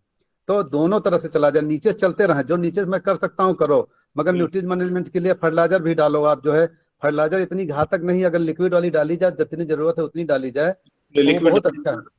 ठीक बात है। और मैं बताऊं आपको, और लाइट ट्रैप बिल्कुल अचूक वरदान है। लोग जो सोलर और लाइट है मेरे यहाँ विभाग में भी अभी बांटने लगे हैं, सेंसर बिल्कुल बेस होता है, उसको आप लगा दें। और इंसेक्टिसाइड का मैं बताऊं लगभग 80% 70% जो ये फल छेदक हैं वही सबसे बड़ी समस्या है। जब फ्रूट फ्लाई है उसके लिए जो अगर ये लगा दिया जाए फेरोमोन ट्रैप, और फेरोमोन ट्रैप लगाने के बाद मैं बताऊं क्या गलती करते हैं, आप भी अनुभव मैं बता रहा हूँ, मैं जमीनी काम किया हूँ। वहां लोग ये फल फेंक देते हैं, जो फल खराब होता है वहीं तोड़ के फेंक देते हैं। सबसे और वो नर्सरी, 1 मिनट, वो नर्सरी काम करता है, लोग ध्यान नहीं देते हैं उसको, खाली वो मिट्टी में गाड़ दें, चाहे बैंगन हो, चाहे ये बिल्कुल पपीता हो, चाहे खरबूजा हो, ये यही जरूरी यही नुकसान उठाता है। और कंपनी वाले जो सारा उलझा, चाहे सिंजेंटा हो चाहे कोई बड़ी कंपनियां हो, ये सब एक से एक बढ़ के पेस्टिसाइड देते जा रहे हैं। लोगों का कल्याण नहीं होने वाला है जब तक कि मैकेनिकल मेजर्स और बायो पेस्टिसाइड नहीं यूज करें। बिल्कुल बिवेरिया बैसियाना व्हाइट फ्लाई के लिए बिल्कुल अचूक है, बिल्कुल ये मैं बिल्कुल अपना अनुभव बता रहा हूँ। और ये इतना क्लिष्ट क्लिष्ट जो कर रहे हैं लोग वो करते जाएं, मगर इससे आसान वाले जो रास्ते हैं उनको अपनाओ, मेरा अपना अनुभव। देखो सर, बहुत बहुत अच्छा लगा आपसे मिलके, क्योंकि क्या है देखो सर, आप एक तो आप है ना जो डिपार्टमेंट में है, जो डिपार्टमेंट जितनी फार्मर की हेल्प कर सकता है ना, तो सर उसमें हम भी इतना नहीं कर सकते। एक तो क्या है सर, आज के दिन फार्मर की सबसे बड़ी समस्या क्या है, जितने भी है ना कृषि विज्ञान केंद्र भारत सरकार ने खोले हुए हैं, लगभग हर स्टेट में है ये सारी जगह, लेकिन जी क्या है फार्मर वहां उसमें नहीं जाता है। जी अब समस्या दो है, न तो फार्मर वहां जाता है, न अधिकारी निकल के फार्मर के पास आता है, क्योंकि अधिकारी को जरूरत नहीं है फार्मर के पास आने की। नहीं, भाई मैं फार्मर के फील्ड में गया, मैं पूरा गांव सेलेक्ट किया, और सर उन किसानों के मैं पूरे कर्मचारी ला मैं खुद गया। सर देखो मैं आपकी बात मानता हूँ, लेकिन आप जैसे अधिकारी अगर हर जगह हो जाए तो किसान का कल्याण हो जाएगा। लेकिन आप जैसे अधिकारी है नहीं ना सर, अभी ये दिक्कत भी मान लीजिए आप पूरे जिले में हो सकता है, स्टेट में आप जैसे 2-4 मिले, अगर हाँ हाँ हाँ हर डिस्ट्रिक्ट में और हर केवीके में कृषि विज्ञान केंद्र में अगर आप जैसे अधिकारी, एक अधिकारी भी आ जाए तो क्या है वो थोड़ा सा भी जो किसान है उनको एक भी पंचायत के माध्यम से करें, कैसे भी करें, महीने 20 दिन में एक आयोजन करके उनको थोड़ा सा समझाया जाए, पेस्ट मैनेजमेंट को आप ऐसे कीजिए। भी गवर्नमेंट की देखो, गवर्नमेंट जो है ना आज के दिन इतनी स्कीम फार्मर को देती है, इनके ऊपर काफी सब्सिडी भी मिलती है। न्यूट्रिशन जो है ना, लिक्विड न्यूट्रिशन है, उसके ऊपर 50% तक गवर्नमेंट सब्सिडी दे रही है, लेकिन 5% फार्मर को भी नहीं पता, जिसका 5% फार्मर भी उसका फायदा नहीं ले पा रहा। वो इसीलिए नहीं ले पा रहा ना, उसको भी समय है या नहीं है, लेकिन कोई मतलब नहीं फार्मर को, ये सोचता है छोड़ ना उन लोगों को अरे पहले से भी था शिवम जी, पहले भी था यूरिया कहते कि 2% का घोल डालो, मगर लोग नहीं डालते थे। 2 किलो यूरिया छिड़को, 100 किलो पानी मिला के, वो आसान था। मगर हाँ, लोग नहीं समझ रहे थे, क्या जरूरत है इतना बोरा डाल रहे थे। हम लोग बताते थे, तमाम किसानों को बताए, मगर बिल्कुल हर आदमी, नीम सबके पास थी, कोई नहीं जानता था, सब भूल गए। नीम का तेल आज बिल्कुल अचूक वरदान, इसके अलावा कोई अल्टरनेट नहीं, आसान है। बिल्कुल और बिल्कुल। आप जो कह रहे हैं, आप बड़े लेवल पे, चूंकि आप अच्छे किसान हैं, आप इसको ट्रायल कर रहे हैं। लाइट ट्रैप है, स्टिकी स्टिप, फेरोमोन ट्रैप, कब लगाना, कितने लगाना, यही लोग नहीं जानते। बस उसका सिंपल मैनेजमेंट है। मैं बताऊं, इंसेक्टिसाइड 80% खत्म बिल्कुल एक बिल्कुल बार में। सही बात है जी। और मैं यहाँ बताऊं, मैं कई बार बताया, मैं जुड़ा यहाँ से, जी सर। कि कुछ किसान यहाँ अपनाए भी। और आप जैसे लगाओगे वैसे आपको पता चलेगा मेरे खेत में कौन सा कीड़ा है, जैसे, और आप उसके साथ मैनेज करो। आप स्टिकी स्टिप लगा दो, फेरोमोन ट्रैप लगा दो, जैसे आप खोलोगे फेरोमोन ट्रैप फुट फ्लाई वाला, वैसे ही जी फुट फ्लाई आ जाती है। देखो 1 एकड़ में कहीं हो, हाँ नहीं तो हाँ आप नहीं जान पाएंगे। तो ये बिल्कुल। सिंपल रास्ता है। उसको बस ये लगाना कब, ये नहीं जानते लोग। उसको फिर ल्योर नहीं बदलते, उसके अंदर जो ल्योर होता है, जो आप ही बताते, जो भी कहते हैं ना, वो ल्योर नहीं बदलते हैं, बस वही गच्चा खाते हैं लोग। जी बिल्कुल सही बात है सर। जी जी जी, बिल्कुल सही बात है आदरणीय विनय कुमार जी।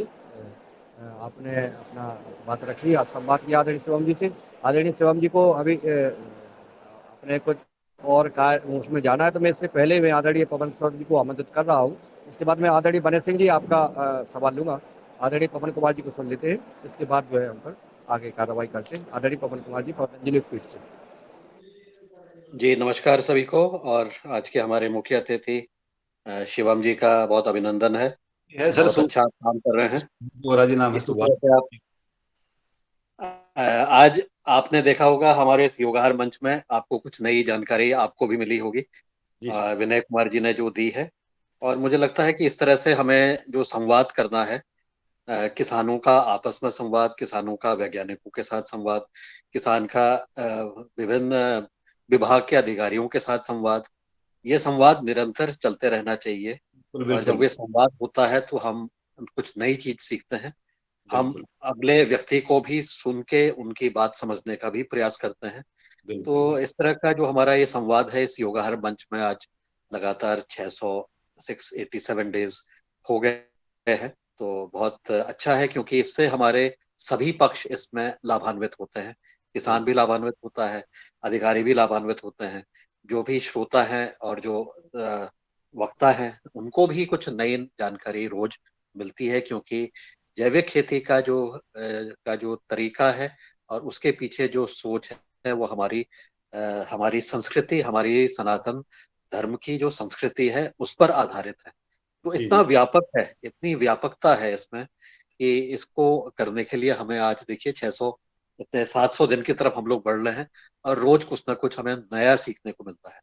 तो आप सबसे अनुरोध है कि इस प्रकार से इस मंच के माध्यम से भी जुड़े रहें, और इसके अलावा भी अपने दोस्तों, मित्रों, पड़ोसियों, जब भी आपको अवसर मिले तो आप जैविक खेती के विभिन्न आयाम, उन सब चीजों पर भी हम चर्चा करेंगे। तो हम एक इस अपनी धरती माता को भी स्वच्छ रखेंगे और साफ रखेंगे, और साथ ही इस देश को भी आगे बढ़ाने में अपना योगदान करने जी का प्रयास करेंगे।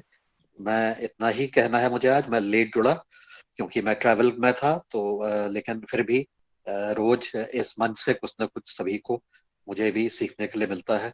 और हम आशा करते हैं कि यह हमारी यात्रा, सीखने सिखाने की यात्रा, इसी प्रकार से जो चल रही है लगातार चलती रहेगी। जी इसी के साथ मैं अपनी वाणी को भी विराम देता हूँ। सभी को नमस्कार, धन्यवाद, ओम।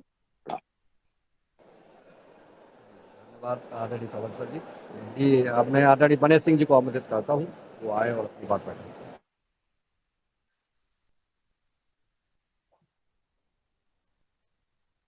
बने सिंह जी तक आवाज जी पहुंचे। अनूप बिश्नोई जी, अनम्यूट कर ले आदरणीय अनूप बिश्नोई जी। जी आदरणीय गणेश गौर साहब। आदरणीय गणेश जी। सर एक प्रश्न रह गया था, खरपतवार में क्या आपने निकाला जैविक खेती में? देखिए सर, खरपतवार में अब तक क्या है, कोई पर्टिकुलर ऐसा आइटम नहीं है भाई जिसका प्रयोग हम करें और खरपतवार न हो।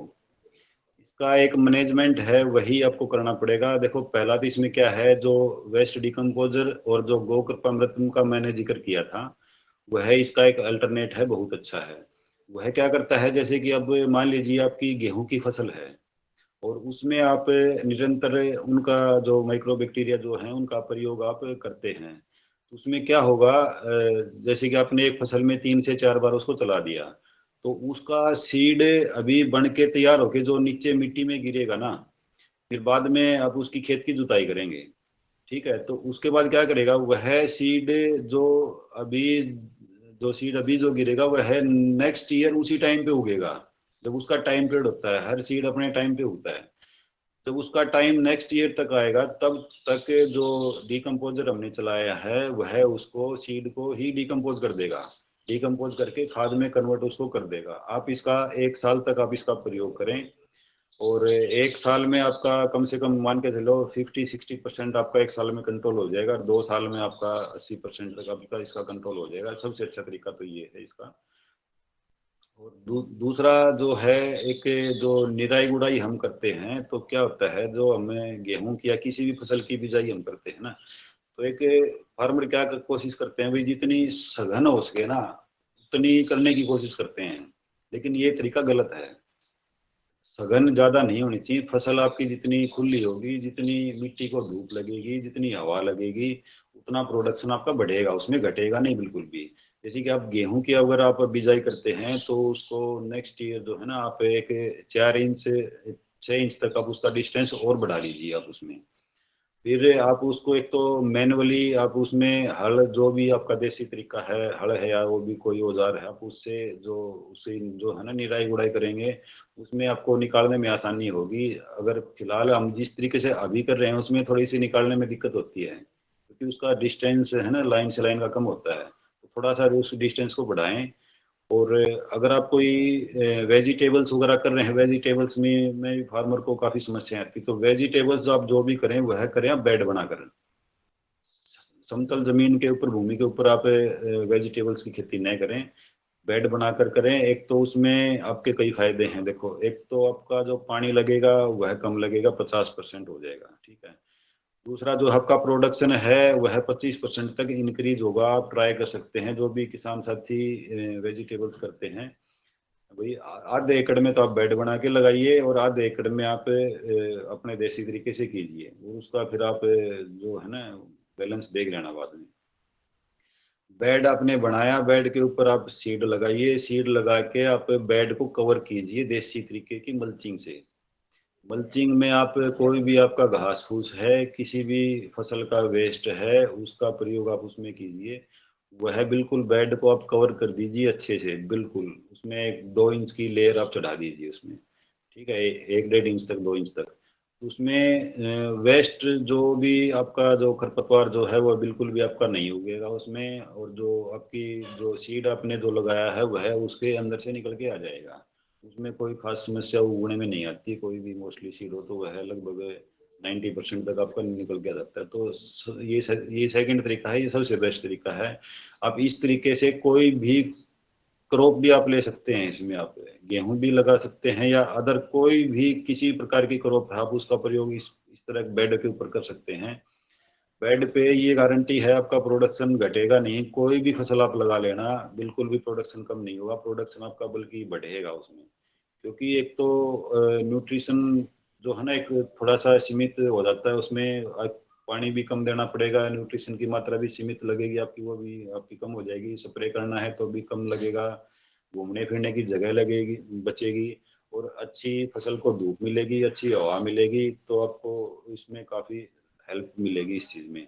तो फिलहाल आपको यही 2-3 तरीके हैं, इससे आप कंट्रोल कीजिए, ये तरीके ठीक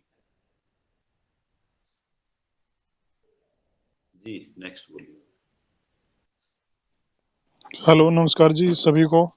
आज के मुख्य अतिथि से मैं ये बात पूछना चाह रहा था कि जिस तरह की आपने वो सैलरी की बात बताई, जो हम गोबर की सैलरी यूज कर रहे हैं वो करें, उसके लिए मैं ये पूछ रहा था, जैसे कि मैं 4 साल से ऑर्गेनिक कर रहा हूँ, तो मैं भी सोच रहा था कि उसको जो लगाने का प्लांट गोबर गैस का, तो मैं जो कर रहा हूँ वो सारी बेड के ऊपर कर रहा हूँ और फुहारा विधि से कर रहा हूँ।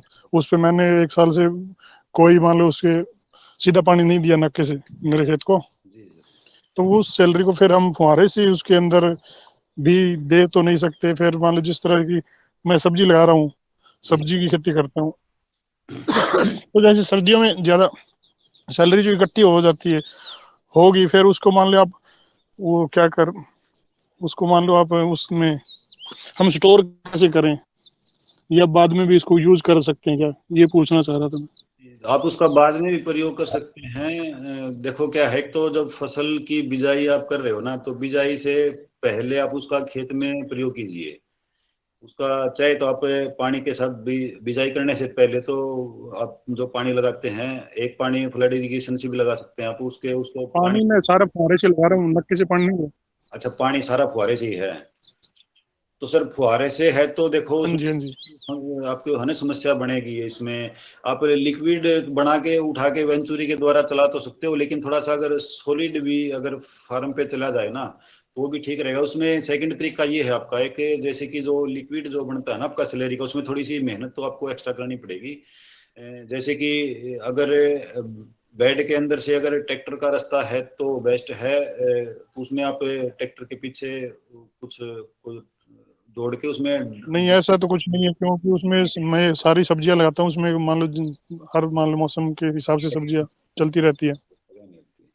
तो सर इसमें थोड़ा अभी सा भी एक तरीका ये है, हमारे कुछ किसान साथी करते भी हैं, वो ड्रम में घोल के रखते हैं जी उसको स्लैरी, उसमें उसमें और चीजें भी ऐड कर लेते हैं साथ में, जैसे कि डीकम्पोजर भी ऐड कर लिया, थोड़ा सा गुड़ भी ऐड कर लिया, थोड़ा सा बेसन वगैरह भी ऐड कर लिया, एक दो चीजें उसमें ऐड करते हैं साथ में, तो वह एक अच्छा पावरफुल बन जाता है। उसको वो क्या करते हैं, बाल्टी के माध्यम से बेड के ऊपर डालते हैं जी। जैसे कि आपने 2-3 ड्रम रख लिए अलग अलग खेत में अपने कोने के ऊपर, तो उसमें ड्रम में घोल बना के और घोल को बाल्टी के थ्रू ही बेड पे डालते हैं। अगर इस तरीके से अगर आप एक बेड पे एक बार ट्राई करो, जो आपको रिजल्ट जो मिलेगा ना, इसका बड़ा अमेजिंग रिजल्ट मिलेगा सर, बहुत अच्छा उसका रिजल्ट मिलेगा। तो आप एक बेड पे थोड़ी सी मेहनत करके देखो, फिर जो। नहीं, मैंने अभी वो लगाया नहीं है, मैं उसका विचार कर रहा था लगाने का। फिर मैंने सोचा कि उसका मान लो वो मान लो हर रोज उसको निकल रहा है जो सैलरी, उसको या हम 15-20 दिन के लिए 2 महीने के लिए इकट्ठा भी कर सकते हैं या नहीं। अभी वो लगाया नहीं है, प्लांट लगाने का प्लान कर रहा था, तभी ओके पूछ रहा था। सर, स्टोर उसको कर सकते हो आप, कोई दिक्कत नहीं है, चाहे 6 महीने तक स्टोर करो। उसमें साथ में एक छोटा सा टैंक बना दीजिए, जितनी कैपेसिटी का आप बना रहे हैं उसके हिसाब से जो भी आपका जो सैलरी जो निकलेगी उसमें स्टोर हो जाएगी। कोई भी समस्या नहीं है, कितने भी टाइम तक आप स्टोर करो और उसका प्रयोग आप करो, कोई दिक्कत नहीं है। धन्यवाद जी। जो आप बता रहे थे उसी के हिसाब से मैंने भी वो जो बेड के ऊपर ये उगी हुई है भिंडिया जी। जी जी जी जी। आदरणीय बने सिंह आर जी। मल्चिंग कर रखा है जी सर, जी सर, बहुत बढ़िया सर। जी धन्यवाद नमस्कार, अनुप जी। सदन के आदरणीय सभी बने लोगों को सिंह जी। प्रणाम। जी, सदन के सभी लोगों को प्रणाम। जी प्रणाम सर। शिवम जी, आज ने आप लोगों ने ऐसा सर क्वेश्चन दिया कि बिल्कुल सर 2 सुभाष नाम। शरीर और 1 प्राण। जी सर। जैसे प्राकृतिक फसल प्रबंधक चार्ट जो मैं कभी से बनाने की बोल रहा था सदन को, वही लोग वही बात और वही विषय आज आप लोगों ने दर्शाया है। जी सर। क्योंकि जब तक जो फसल अपन बोते हैं और उसका न्यूट्रिएंट्स मिट्टी में नहीं है, तो फिर उसको अनेक प्रकार के रोग लगेंगे, बिल्कुल बिल्कुल बिल्कुल। और उस रोगों का निदान फिर अपने स्प्रे करके या कीटनाशक वगैरह डाल करके या कोई भी फंगीसाइड वगैरह स्प्रे करते हैं। उनसे निदान ना हो पाने से पहले ही अगर वो प्राकृतिक पोषण प्रबंधक चार्ट अगर बन जाए तो वो ज्यादा उचित रहता है। बिल्कुल सही बात है। इसीलिए मेरे को आज बहुत अच्छा लगा आपकी बातों सुन करके और बहुत आनंद आया। यही मैं कहना चाहता था आप लोगों से जी। तो थोड़ी सी मैं माफी चाहूंगा, मुझे थोड़ा सा निकलना है। आप कोई भी आगे का समय दोबारा से रख सकते हैं, हमें दोबारा आपकी सेवा में हाजिर रहूंगा, जब भी आप बुलाएंगे तो मैं कोशिश करूंगा जरूर, लेकिन आज के लिए थोड़ी सी माफी चाहता हूँ जी मैं। जी जी जी जी जी जी, आदरणीय, बिल्कुल आदरणीय, आदरणीय शिवम जी, बहुत सुंदर लगा। मैं रंजना जी को चाहूंगा कि वो आपका आभार करें और फिर आगे हम जो है क्लास में संवाद कर सकते हैं। आदरणीय रंजना जी। जी आदरणीय सुभाष भाई साहब, बहुत बहुत धन्यवाद आपका। इस मंच पर आपने आज अमूल्य समय निकाला और हमारे किसानों को, वैज्ञानिकों को मार्गदर्शन दिया और अच्छा लगा। और आपको फिर से एक बार इस मंच पर हम आमंत्रित करेंगे। धन्यवाद आपका सर। जी मैम, कभी बुलाएंगे, मैं सेवा में हाजिर हूँ। जी जी, बहुत बहुत धन्यवाद। जी, ओके, आगे आदरणीय मुन्नालाल भाई साहब। सभी साथियों को प्रणाम। जी, बहुत बहुत धन्यवाद शिवम जी। आपने महत्वपूर्ण अमूल्य समय इस सदन को दिया। और जैसा आदरणीय पवन कुमार जी ने बताया था, यह हमारा 687वां दिन है जो हम 1.5 घंटा योग और 1.5 घंटा हम आहार की चर्चा, जैविक खेती, प्राकृतिक खेती, सामाजिक चिंतन, विभिन्न विषयों पर हम लगातार संवाद करते हैं। अब मैं इस सिलसिले में आदरणीय दिनेश जी सेमवाल जी को सादर आमंत्रित करूंगा, या हमारे अन्य कोई सदस्य अगर अपनी कोई बात मन में है, अगर रखना चाहते हैं सदन में, तो सादर आमंत्रित हैं। कोई सुझाव हो, क्योंकि मैं जिन जो हैंड रीच करते हैं उनको आमंत्रित कर लेते हैं। तो मैं चाहूंगा कि कई दिनों से हमारे पूर्व वक्ता जो रहे हैं, हमारे वैज्ञानिक विद्वानजन अपना सुझाव नहीं दे रहे हैं, तो मैं चाहूंगा, उनसे निवेदन करता हूं विनम्रतापूर्वक कि वो आएँ और अपना सुझाव मार्गदर्शन देने का कष्ट करें, क्योंकि समय 8:30 बज जाता है और फिर हम जो है उसको समापन को ले जाते हैं। तो कोई भी भाई बहन इसमें अपनी बात रख सकते हैं, सादर आमंत्रित हैं सम्मान के साथ। जी, आदरणीय डॉक्टर किशोर दुबे जी की आवाज़ बहुत दिनों से सुनने को नहीं मिली है। मैं चाहूंगा कि वो आएँ और आप अपने संवाद करने का कष्ट करें। आदरणीय डॉक्टर किशोर दुबे जी तक आवाज़ नहीं पहुंच रही है क्या? जी आदरणीय, जी जी डॉक्टर साहब, आपकी आवाज़ नहीं आ रही है। सदन को आ रही हो तो शायद, मुझे नहीं आ रही है। नहीं आ रही। जी, शायद आवाज़ नहीं आ रही है, कहीं नेटवर्क में नहीं है, इसी कारण उनको नहीं सुन पा रहे। आदरणीय भुवनेश्वर राय जी, आदरणीय भुवनेश्वर राय जी, आप तक आवाज़ पहुंच रही है? शायद नहीं पहुंच रही है। जी, चलिए। तो आदरणीय कुलदीप उनियाल जी सदन में उपस्थित है। बहुत दिनों से आपका अभी आवाज़ सुनने को नहीं प्राप्त हुई थी। अगर मेरी आवाज़ आप तक पहुंच रही हो तो सादर आमंत्रित हैं।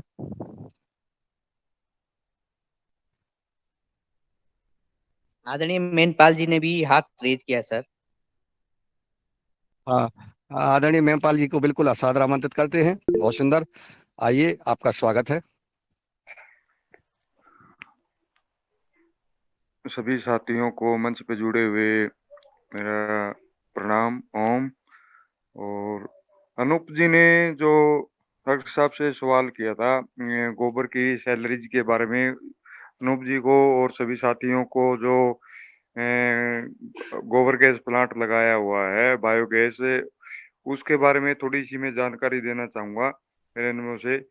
जो गोबर की जो ताजा सैलरीज निकलती है ना, उसको हम मैंचुरी से सीधा नहीं दे सकते। उसके अंदर हमारी जो ड्रिप सिस्टम है वो रुक जाता है।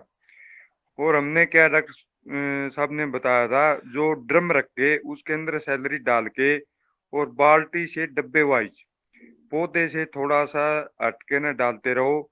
हमारी जो मल्चिंग होती है, जैसे घास फूस हो गया, पराली होगी, उस पे डालते रहो और नंबर वाइज। फिर हफ्ता 10 दिन में फिर उसका नंबर दोबारा फिर आ जाएगा, उसका रिजल्ट ही अलग है।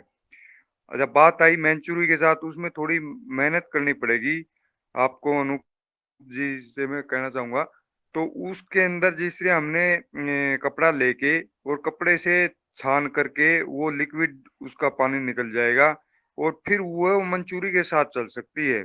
ऐसे मंचूरी के साथ कोई भी किसान चलाना चाहेगा, वो नुकसान ही उसको, नुकसान के सिवा उसको फायदा नहीं मिलेगा।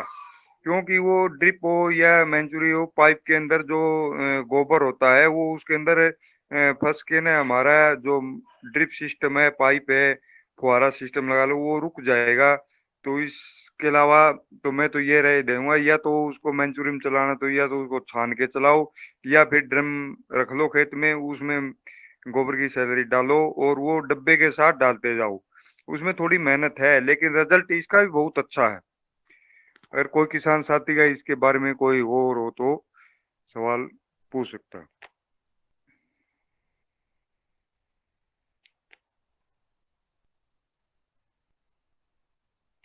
जी, आदरणीय मेनपाल जी से कोई संवाद करना चाहता है तो सादर आमंत्रित है। आप अनम्यूट करके अपनी बात रख सकते हैं।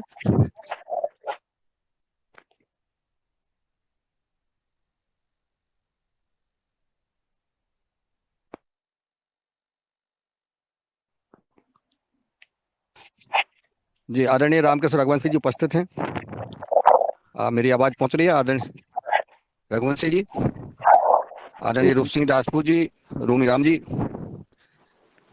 जी आदरणीय हेलो भगवान दास कुशवाहा जी, जी आवाज आ रही है? कोई भी अपना सवाल जी हो। रघुवंशी भैया जी की आवाज आ रही है?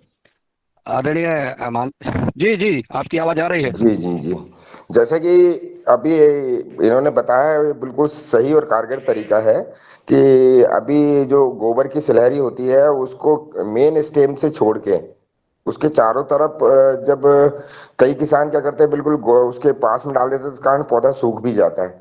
तो हमेशा मेन स्टेम जो उसकी है उससे 6 इंच छोड़ के आप गोल सर्कल बना के डालते हैं तो उसके अद्भुत रिजल्ट हैं। दूसरी चीज जो हम नाली में साथ में बहा के ये स्लैरी को देते हैं तो ये सबसे बढ़िया इसका कारगर तरीका है कि वो एक मैं पालेकर जी का एक शिविर अटेंड किया था उज्जैन में।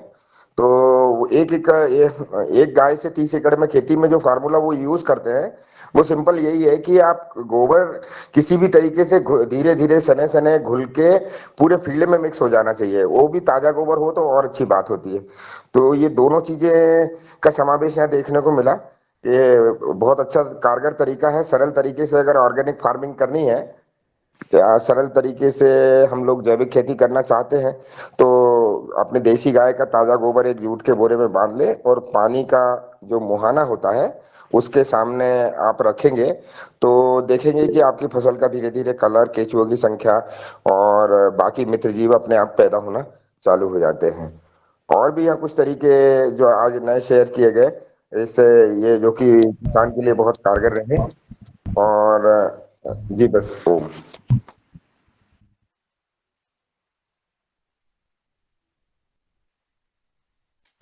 बहुत बहुत धन्यवाद आदरणीय रघुवंशी जी। और मैं आदरणीय रंजना जी से निवेदन करूंगा, दिनेश जी सेम्बल जी अगर कोई संवाद करना चाहते। रूमी राम जी सादर स्वागत है आपको। आप सबको सादर प्रणाम सर। मेरा ना 2-3 समस्याओं के बारे में मैं जानना चाह रहा था और मैं बहुत देर से फील्ड में गया था, मैं दिखाना चाह रहा था लेकिन अब टाइम हो गया है। मैं खाली सदन से, क्योंकि सदन में बहुत ही अनुभवी लोग बैठते हैं, हमारे लिए किसानों के लिए 2 समस्याएं ज़्यादातर होती है मान्यवर। जैसे मेरे पास 35 घन मीटर का बायोगैस है, मेरे पास स्लेरी के रूप में बहुत ज़्यादा मटेरियल होता है और उसको रखना बहुत बड़ी मुश्किल होती है काश्तकार को। जैसे कि अगर आबादी के बीच में अगर किसी का बायोगैस है तो स्लेरी को रखना, क्योंकि वो सूखता नहीं जल्दी से, उसके लिए तरह तरह के हम लोग अपने अपने अपने तरीके से काम करते रहते हैं। लेकिन जैसे मैं 2 चीजें जानना चाह रहा, यदि मेरा कोई मार्गदर्शन कर सकते हैं। जैसे मैंने एक बार गोबर को घोला, उसकी मीथेन गैस से मुझे बहुत अच्छी गैस बनी। तो कई लोग ये कहते हैं कि इसी गैस को यदि एक और ड्रम बना दिया जाए साथ साथ में तो ये 2 बार में गैस बनाने में कारगर होती है। क्या सदन में कोई ऐसे अनुभवी महानुभव हैं कोई जो मुझे बता सके कि ये सत्य है, ताकि हम लोग एक जगह से स्लेरी निकलती है फिर दूसरे ड्रम में जाए, क्या पता अगर 2 जगह उसका होता तो उसका जो मीथेन गैस है वो पूरी तरह निकल जाएगी, तो हमें ताजा ताजा स्लेरी को खेतों में डालने में कोई दिक्कत नहीं रहेगा। और दूसरी एक और समस्या सर ये हो जाती है कि जब हम लोग गोबर को 3-4 महीने के लिए रिजर्व कर लेते हैं तो उसके ऊपर एक घास होता है, वो बेल वाला घास बहुत तेजी से बढ़ता है सर। उस साले को कितना भी तोड़े हम लोग लेकिन वो खेतों में भी जाएगा टुकड़े टुकड़े में, तो वहां भी वो पनप जाता है। तो उससे क्या होता है कि जैसे अगर मेरे यहाँ से लोग गोबर लेकर जाते हैं तो वो घास की बीमारी उनके खेतों में भी चली जाती है। उसको मारने के लिए हमें अब केमिकल के अलावा कोई दूसरा क्या तरीका है? हालांकि अभी तक मैंने केमिकल का इस्तेमाल नहीं किया है, लेकिन वो इतना बेशर्म घास है कि वो मानता ही नहीं। छोटे छोटे टुकड़ों में भी बढ़ता है तब भी लग जाता है वो। जी ओम। सर मीथेन गैस दोबारा नहीं बन सकती, अच्छा, क्योंकि उसमें जो एक विशेष प्रकार का दबाव जो बनना चाहिए वो खत्म हो जाता है, तो वो दोबारा नहीं बन सकती। मेरे पास पेट्रोलियम यूनिवर्सिटी के लोग आते हैं, वो उनका ही मुझे जो प्रोफेसर साहब और वहाँ से जो एग्रीकल्चर के स्टूडेंट हैं, वो उनका ही मुझे ये तर्क था कि आप इसी तरह से एक और ड्रम साथ में लगा लीजिए। अब यहाँ से जो स्लेरी निकलेगी उसमें जाएगी तो वहां पर भी गैस बनती है। वही लोग मुझे तर्क दे रहे थे, लेकिन मुझे भी नहीं लग रहा कि दोबारा गैस बन पाएगी इसमें। संभव नहीं है सर। यदि गोबर जैसे आपने जितना जो प्लांट बताया उसमें उस के अनुसार यदि गोबर पर्याप्त नहीं गया तो भी गैस पर्याप्त नहीं बनती, तो फिर ये दोबारा तो बनना संभव है नहीं। नहीं, गोबर तो उतना ही जाएगा जितना हम यहाँ से घोलेंगे वो निकलता है, दूसरे में भी उतना ही जाएगा, लेकिन गैस उसमें शायद मीथेन गैस रहेगी नहीं उसमें, ये बात सत्य है। क्योंकि गैस है नहीं ना उसमें, तो वो कैसे बनेगी उसमें। ठीक है सर, धन्यवाद इसके लिए आपका, मैं खर्चे से बच गया। आदरणीय मीनपाल भाई साहब कुछ कहना चाहते हैं? मैं रूमी राम को ये सर को मैं बताना चाहूंगा, क्यों जो गणेश जी ने बताया ये आपका खर्चा आप बता दिया है, दोबारा ये गैस नहीं बन सकती। जितना आपने घन मीटर का बायोगैस लगाया है उसके हिसाब से आपने उसके अंदर गोबर की पूर्ति ना हुई ना, तो हमारे बायोगैस में भी प्रॉब्लम आ सकती है। और बात रही दोबारा मीथेन गैस तैयार करने की, दोबारा नहीं होगी, वो एक बार में बन के ही हमारी जो है वो बाहर निकलती है। आपका कहते हैं हम यूज भी कर सकते हैं को, आप उसको थोड़ा सुखाइए और उसको फिर बारीक केने और आप घंटियों में लीजिए उस खाद को, और उसको फिर बोरे में पैक करके न रख दीजिए। वो 1 साल तक खराब नहीं होगी। किसान खरीदने वाले बहुत है, वो अगर 4 कट्टे 1 एकड़ के अंदर डालेगा तो उसको बहुत सारी नाइट्रोजन और सब हमारे होते हैं वो सबकी पूर्ति करते हैं।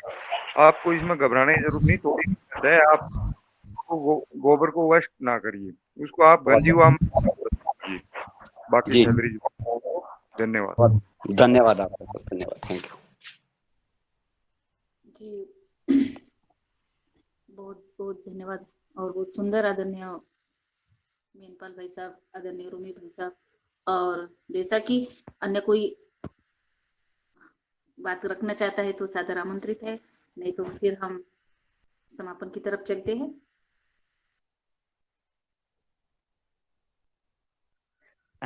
जी आदरणीय जी, यही बात रखना चाहते हैं कि आज की जो वार्ता हुई बहुत सुंदर रही, और इसी क्रम में और इसी वीक के साथ हम आगे बढ़ेंगे। सभी आदरणीय सदस्यों को प्रणाम, आपको धन्यवाद जी। जी बहुत बहुत धन्यवाद आदरणीय दिनेश भाई साहब। और जैसा कि हमारा समय अभी दौड़ रहा है और आज की हमारी कक्षा बहुत सुंदर रही। आदरणीय सुशील कुमार जी ने बहुत बढ़िया क्लास ली, बहुत बहुत धन्यवाद और उनका भी आभार भी मैं व्यक्त करती हूँ। इसी के साथ आज के हमारे चीफ गेस्ट आदरणीय डॉक्टर सुभाष बोरा जी, और वो हरियाणा से थे, उन्होंने भी बहुत अच्छी जानकारी आज हमारे इस मंच पर दी और मैं उनका भी मैं आभार व्यक्त करती हूँ। और बहुत बड़ा ये कार्यक्रम की मिसाल ऐसे ही हमें आगे कायम लेकर जानी है, तो सभी बढ़िया सहकार्य कर रहे हैं, सभी का रोज जुड़ना। शिवम सर का नंबर आप डाल जी दीजिए। सर, हाँ जी, मैं अभी चैट बॉक्स में डाल देती हूँ। और बहुत बढ़िया, चलिए सबका आभार व्यक्त करते हैं आदरणीय श्री मुनीलाल भाई साहब, बहन राजश्री कुशवाहा जी, आदरणीय अनूप बिश्नोई जी, आदरणीय भगवान दास कुशवाहा जी, आदरणीय भुवनेश्वर राय जी, आदरणीय बनी सिंह जी, आदरणीय डॉक्टर दिनेश सिंगवाल जी, आदरणीय डॉक्टर किशोर दुबे जी, आदरणीय गणेश गौर जी, आदरणीय कल्पना जी, आदरणीय कृष्ण कुमार जी, आदरणीय कुलदीप जी, आदरणीय मेनपाल भाई साहब, आदरणीय ओंकारनाथ जी, आदरणीय पवन कुमार सर, आदरणीय एसपीआर से प्रभारी जुड़े भाई साहब, और आदरणीय रामाधर जी, आदरणीय रमेश चंद्र मेहरा जी, आदरणीय रामकृष्ण रघुवंशी जी, आदरणीय रूप सिंह राजपूत जी, आदरणीय रूमी राम जी, आदरणीय शरद वर्मा जी, और आदरणीय वैशाली जी, और अन्य साथी हमारे लेफ्ट हुए, उन सभी का भी मैं आभार व्यक्त करती हूँ। और आज शरद भैया जी का भी आवाज नहीं सुनाई दिया। चलिए जी ओम जी। वो पेड़ पे बेरी पे चढ़े थे, वो बेरी पे। जी आदरणीय शरद भैया जी, आज दिनेश जी पहाड़ पे थे, दिनेश जी पहाड़ पे थे, और शरद जी बेरी पे। शरद भैया, हम कहना चाहते थे कि ये आज की हमारी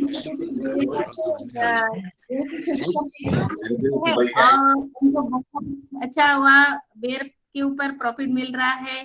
तो मैं कह रही थी कि आपके वहां पर मध्य प्रदेश में तो बेर को कोई कीमत नहीं है, तो फिर आप उनसे बात कर लीजिए।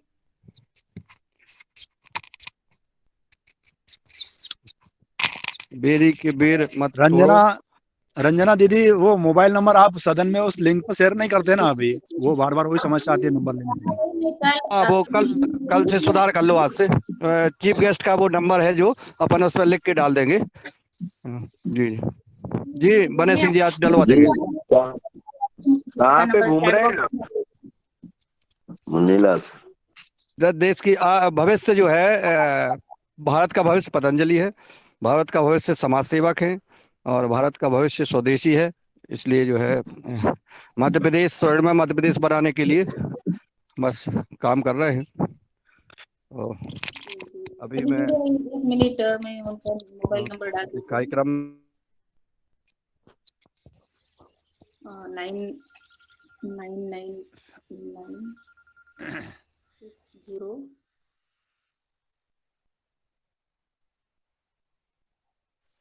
जी बोल दीजिए, मैं लिख दे रहा हूँ।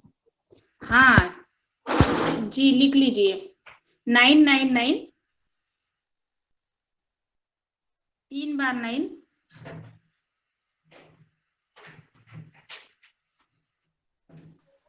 जी बोलिए। मैं हाँ जी 60 जी 23 467 23 467। अभी चैट बॉक्स में डाल देती हूँ। जी डाल दिया मैंने। 96023467। इसका स्क्रीनशॉट निकाल दीजिए और ये मोबाइल नंबर उनका है। चलिए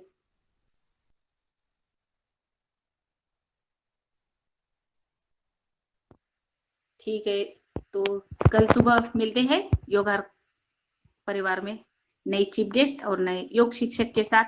तब तक सभी को सादर प्रणाम।